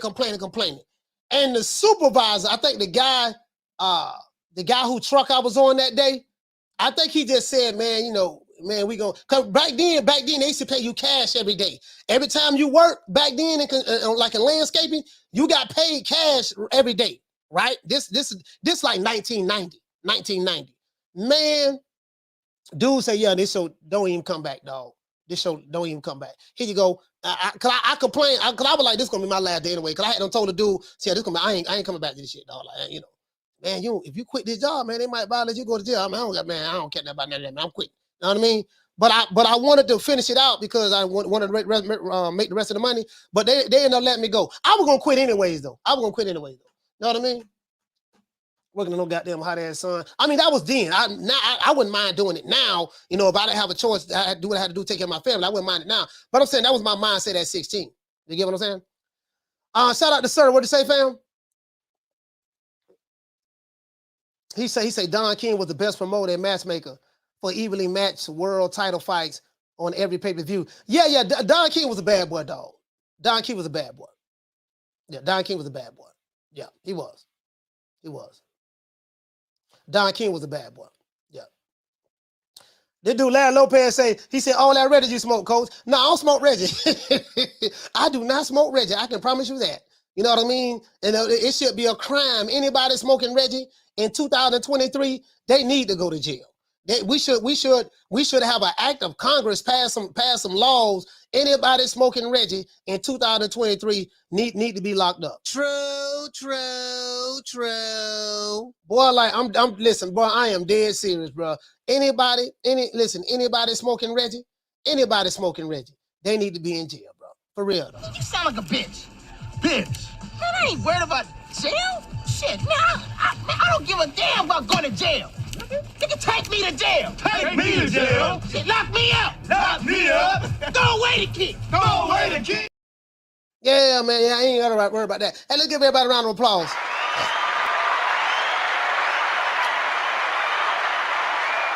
I'm like, man, shit. Hey, I ain't gonna lie, boy. Right now, so far, you know who got the best green I've had so far? Omaha, Nebraska. Well, I don't know what day is they got an Omaha, boy. In Omaha, boy, they got some. Whew. Boy, in Omaha, man. Oh, yeah, I forgot. I just left LA. LA do too. LA got some. I went and got some from a dispensary. You know what I mean? But yeah, man. Hey, this is it, though. We wrapping the show up. Let's give everybody who called in. Shout out to Rick from Toronto. Hey, okay. Shout out to Casino Light Prayers. Hey, okay. Shout out to Troy from B-More. Hey, okay. Shout out to Sheila from Sacktown. Hey, shout out to D-Block from Dallas, Texas 2 times. Hey, okay. Hey, Casino called 3 times. Shout out to Trap from Orlando. Hey, okay. Shout out to T Skills from Jersey. Hey, okay. Shout out to Damien from B-More. Hey, okay. Shout out to Curtis Robinson from B-More. Hey, okay. And shout out to Ricky Ricardo, man. Ricky Ricardo, what's going on, fam? Shout out to Ricky Ricardo from San Antonio. Hey, okay. Yeah, man, I'm trying to tell you, dog. Right now, dog. The moral of the story is this here. Ryan Garcia could be playing possum. He could be laying in the cut, fooling everybody. He might come in there and catch you know what I mean? Like really. I know tank training hard. They show tank training, but we ain't really seeing no training coming out of from Ryan Garcia camp. You notice that? We ain't really seeing a whole lot of training coming out of Ryan Garcia camp. We ain't really seeing that. So something telling me that boy playing possum. That boy is playing like he ain't doing nothing, but he doing something. And this fight might be better than a lot of us think it's going to be. Ryan Garcia, can Ryan Garcia pull it out? I don't know. Nobody that I know is betting with him. You know what I mean? That I know. But we'll see. We'll see. It is what it is. Once again, it's on, man. Shout out to my sister Lisa Bell's in the building, man. Shout out to Lisa Bell's. Shout out to who else in there? Shout out to L. Harvey. Shout out to Marquis. What's going on, fam? Hey, Marquis said Ryan is dead beat. Okay. Shout out to Jamie. Shout out to DeMar James. What's going on? Keena, gotta keep hope alive, Keena, you gotta keep hope alive, baby boy. Shout out to School of X-Man, New Era Boxing. What's going on, fam? Keena, you gotta keep hope alive, baby boy. Shout out to Elf Society. He got that check. He got that no look check left hook. You know, Keena, I hope he don't do this. Keena, listen, I want you to watch me. I hope he don't do this, Keena. You know he like the eyes closed. I heard he working on a new style. He got the wide eye open. They say he got the Popeye going on. They say now, they say Ryan Garcia used to throw the left hook with both eyes closed. Now he got the Popeye eye. He looking like Popeye. Nah, Popeye used to have one eye open and one eye closed. He throw it now. He had a one eye open like this here, like Popeye. You get what I'm saying? Throwing the hook. So he gotta have some. It ain't good to have two eyes closed. If you're gonna have one open, you know, and then you know what I mean? So you can see what's coming back. That's all I'm saying. True. Tell him that. And tell him to watch that chin now. Tell him to watch that chin. That's all I'm saying. I need to talk to you right now about my royalties and how you keep your books. My office hours are from 9 to 5. Fuck your office hours. I need to talk to you right now, motherfucker. Yeah, shout out to Black Ice, man. Elf Society, what's going on, man? Hey, Sue, shout out to my sister Lisa. I was just saying, we gotta keep hope alive. I'm the group. I'm the best thing ever happened to this damn group. Nobody's bigger than the group. Y'all ain't stupid. I'm the one selling the records. They coming to see me. They coming to see the Temptations. Ain't nobody coming to see you, Otis. All of you tenderonis in the chat, if you're a woman and you looking for a real man, I got somebody for you. Hey, woman. Listen here. Since your man ain't got no heart, maybe you'd like to see a real man. I bet you stay up late every night dreaming you had a real man, don't you? I tell you what, bring your pretty little self over to my apartment tonight, and I'll show you a real man. You know what? And guess what? And if that man ain't real enough for you, I got another man that I know you tenderonis are be salivating over right now. Sister Danielle, when are we going to have a Garvey baby? Lord have mercy, Sister Danielle. You must not have heard me. Sister Danielle wants to have a Garveyite baby with King Kong Alicia. Sister Danielle, and she fine too. Look at them eyes. Sister Danielle, listen, baby. We got to build the nation first. If I give up all my testosterone, I won't have no energy to build the nation. I got to build first, okay? We must build before the back shots. We must handle the business before the back shots. It is consciousness over the cookies. It is politics over the punani. It is revolution over the romance. Sister Danielle wants to have a baby with King Kong Alicia. She fine too. Lord have mercy. Might have triplets. But Sister Danielle, stay focused, my sister. Understand, overstand, and understand that the building, the nation building must come before the back shots. I said the nation building must come before the back shots. Brothers and sisters, we must stay focused. We must stay focused. We must stay focused, brothers and sisters, on the task at hand. It's politics over the punani. You know what I mean? You know what I mean? It's business before the back shots. You know what I mean? It's consciousness over the cookies. If you're trying to give the cookies before the consciousness, that's not going to work. If you're trying to give the punani before the politics, that's not going to work. If you're trying to give the back shots before the business, it's not going to work. Shut that soft ass shit up. And the best man Shut to that win. soft. That's some soft ass shit. Shut that soft ass shit up. All that soft talking. I know you can do it, man. You got the. Man, shut that soft ass shit up. All the tenderonis who's looking for a real man. I want you to call me. Shout out, hey, listen, we like the pull-up game. And shout out to Rocky Marciano. What about Rocky Marciano? Oh, there they go. There they go. Every time I start talking about boxing, a white man got to pull Rocky Marciano out their ass. That's the one. That's the one. Rocky Marciano. Rocky Marciano. Let me tell you something wonderful. Rocky Marciano was good, but compared to Joe Louis, Rocky Marciano ain't shit. He beat Joe Louis's ass. For all of, you know what, man? I'm going to say a special prayer for Ryan Garcia. Let's say a special prayer for Ryan Garcia. And all the tenant owners out there who having trouble trying to find a real man. Don't worry about it. We're going to say a special prayer for y'all. And I want you to hold on to God's unchanging hand, because he helped Joshua fight the battle of Jericho. Yes. He helped Daniel get out the lion's den. He helped Gilligan get off the island. Lord. For all the real men out there, throw your hands up if you're a real man. All the real men out there, throw your hands up if you're a real man. Now, if you ain't no real man, don't say nothing. Just please. I plead the fifth. I plead the fifth. 5, 1, 2, 3, 4, 5. Anything you say, 5. Go ahead, ask me a question. Did you? 5. You ain't gotta like it, but respect it. Nigga, when my name come up, respect it. Let's go. Stop playing with my fucking name. All 3 of y'all, stop playing with my name. I ain't gonna say it no more. Put some respect on my name. Hey, you gotta respect it, man. And shout out to the dog rider, to all the ops who hated the show, who don't ride, who you know, all the ops who hate the old boy, hate the show. Don't worry about it. This is what we think about you. Fuck you.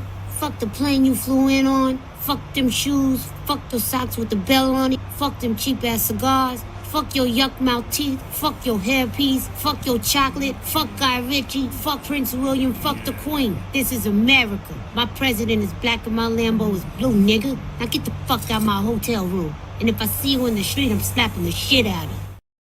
Hey, doggo. Hey, Keita say Ryan Garcia. He said, you know, Ryan, stay prayed up, coach. He said, I left hook blessed by God. As a matter of fact, shout out to Ryan Garcia, man. Well, you know what? We normally do this for Devin Haney, but since Tank Davis and Ryan Garcia fight was go down, and since Ryan Garcia is the underdog, no one is giving him a chance, guess what? We're going to go ahead and do this to Ryan Garcia.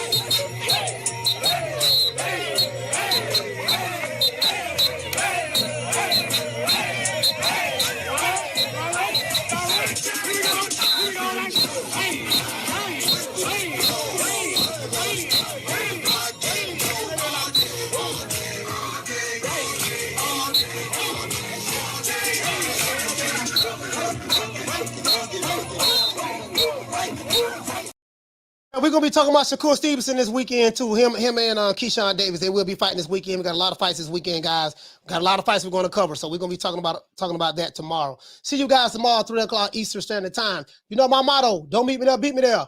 Peace. I'm out of here, bro. Let's go.